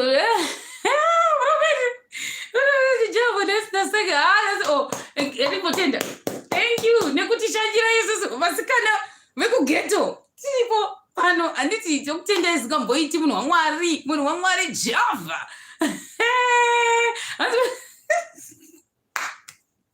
Ndaseka zvangu zvingamboiti achatombozoita tari kutora pakuti alright achanyaya kuti ema muchida kunzwa yekera ona vanhu vabva vabvarisa negafa to the gaffes. Anyway inonzi chii gore regonzo. Mimi kudzeka ndoda kunotenga kadress kangu kanzi kane Mickey Mouse. Ndakutonokatenga chete ndakakaona bva ndakashayiwa size ndoda kuto order. Mira here. Volume. Mira mona. Volume yacho noita seiko. Alright. Hello? Oh mana, gamba tuti gamba. Prophet Java mana. Mukwanzwe zviri sei? Mavaira maita. Ndokondoka mavaira. Prophet tareone nemafanzi angu amana. Ana uri ninza. Vari kunzweni because ndakaisa pane imwe foni kamuri kunzwa here amana. Iti kana muchinzwa. Nakidza ndatongoyazonzwa munonakidza singaiti. Maitobozo shuka so. Mene zvamunenge muchiita maziso maoko muchiti kwawadai so kana kupinda mastreets eFacebook imomo ndobva ndadai ndikatoona uyu achinzwai anogona.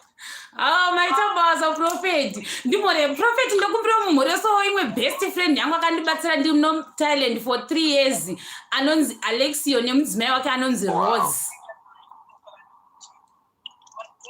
Mwari aropafadza Alexio naRose. Alexio and Rose. Ndakapetwa kanomwe. Amen. Nezita raJesu. Amen. Aropafadzwe nekusingaperi. Yes. Amen. Yes. Makanzwa Prophet. Alright Prophet. Thank you so much. Vakandire kawaya. Muda kuvakandira kawaya.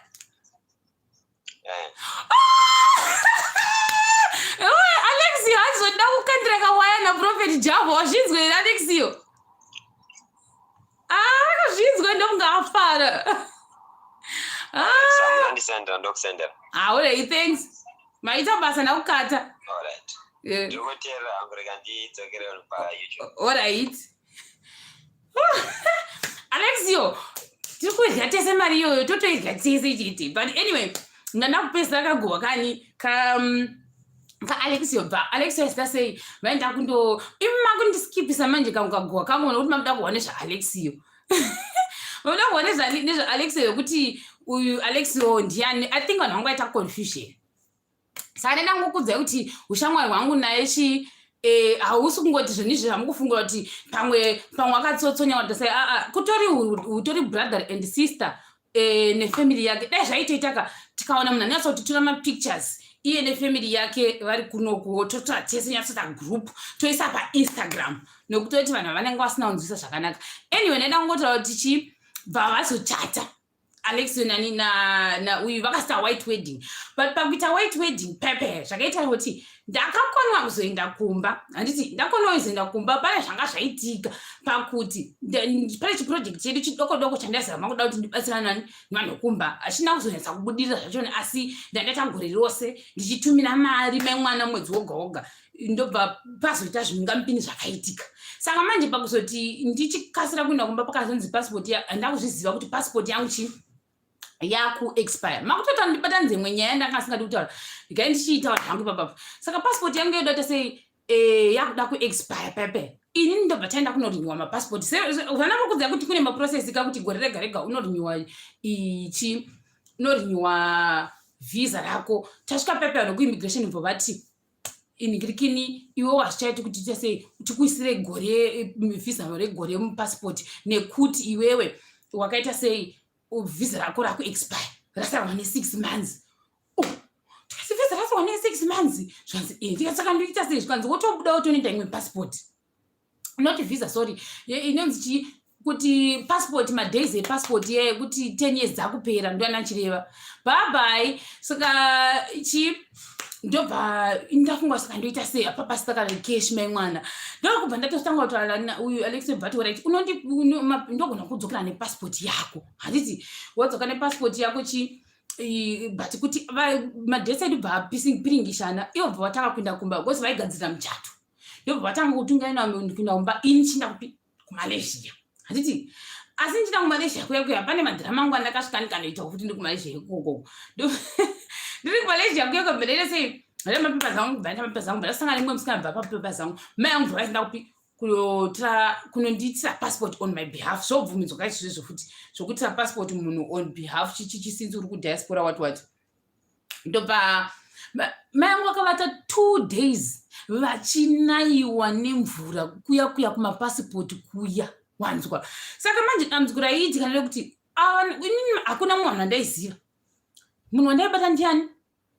ndi Alexio yaya manje ndikasabata Alexio ndaibata mudzimai wake uyu Alexio mufacebook wasangana mafesi ake kuZimbabwe hashabatiki mukadzi wake manje Rose uyauya naiwe murume wako uripi because panapa nandichazivi kuti saka vanhu vanoenda kukati kupi nanditozivipo pano isati na munhu unotoziva Marari mai angu hana munhu unoziva Marari saka todini uyo ngonzwa kuti kwakati mai njava vari kugadzira muchato wavo saka ndikwanisa kuti chibva ipapo pamuri muinde kunobatsira mai angu pakati nokuti muchato wakusvika plus havana kuita masteps vange vari kuno vakutanga kuita izvozvo ndokuti right nondodini pano ndobva mvura yakanaya 2 days nanhasi inini I still owe my mother mai mwana 2 days because ndaidabepaka 2 days mai mwana mvura ikataka mai vangu varipo vachihuta nechando vakamirira kuti hanzi milaini mazuva akangonetsa passport yayo ndokuzokwanisa kuita sei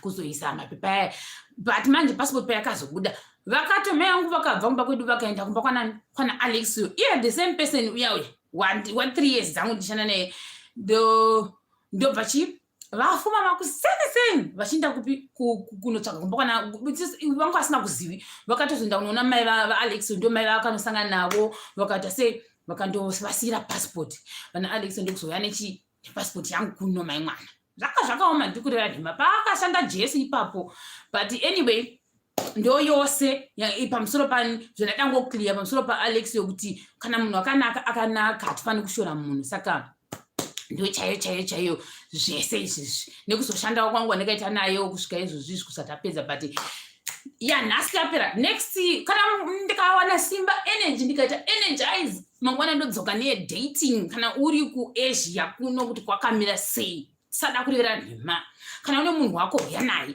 handitika ndezvanakwanisa ngotaura kana une munhu wako uya naye usasiya kuda ukatawo mhanza unogona kuwana munhu kuno ukazarirwa magedhi ukasaitawo mhanza inofa yakaloda kana 10 years unosvika usina munhu but ndo yese ndichimhorosa vanhu manje tichiinda handiti nyasha ndikazindawo link me up with iwo nyasha uri musikana iwati mukomana uri musikana hanzi nemwe chirewotonamatirwa ndobanaita energy muri kuti zvondinonomatirwa namunhu waMwari saka ndaitaikira bhabai privi chadokona mangwana sisi link up ndolinka sei manje muda ndilinke sei handizvigoni zvamukuru ivaini zvinoitwa sei rubatsiro sei memo dziripi shuwa ukasina unonyiwa zvikanzi nani futi takumhoresana ndichienda mumwe ndiyana bhabhaya mana Adelaide sei zviri sei Lois vatiwo zviri sei zvikanzi nanina Vero Vero shamwari uri kutosvika after 2 hours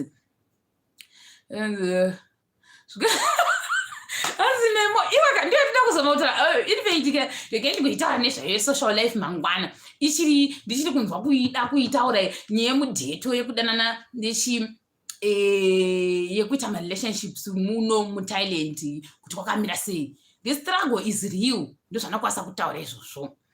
Ashandi bhabai koini Melissa sei anditi handizozivi pane imwe shamwari yangu inokwanisa kuzoona here tingoti dai Mwari vamuropafadza akapindawo netsekenda mhino kuti chii chakaitika kumhuri yake munhu wake akapfumvudzika ndikutonzwawo kurwadziwa but dai Mwari akwanisa kuti amunyaradze mwanga ari mwana mudiki zvaka murume wake akapfumvudzika naprofeti ndakunzwa social life ndoita mangwana na 9 p.m.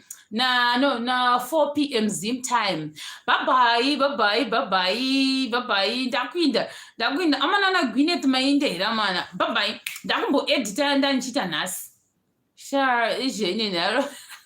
Ndokona Gwyneth shamwari ndokona mangwana ndomboita ye social life mu Asia tombonzwa kuti pakamira sei but mangwana ndokona kutora macourse saka mangwana ndokona kumbotudza nyaya dzavo kana uri ku China kana uri ku Thailand kana uri ku India mofona tinzwe kuti muri kuzvikwanisa sei kwamuri ndotanga ndataura side rangu mozondiudzawo kwenyu handitika alright thinking ndaku Bangkok thanks a lot ndakukata bye bye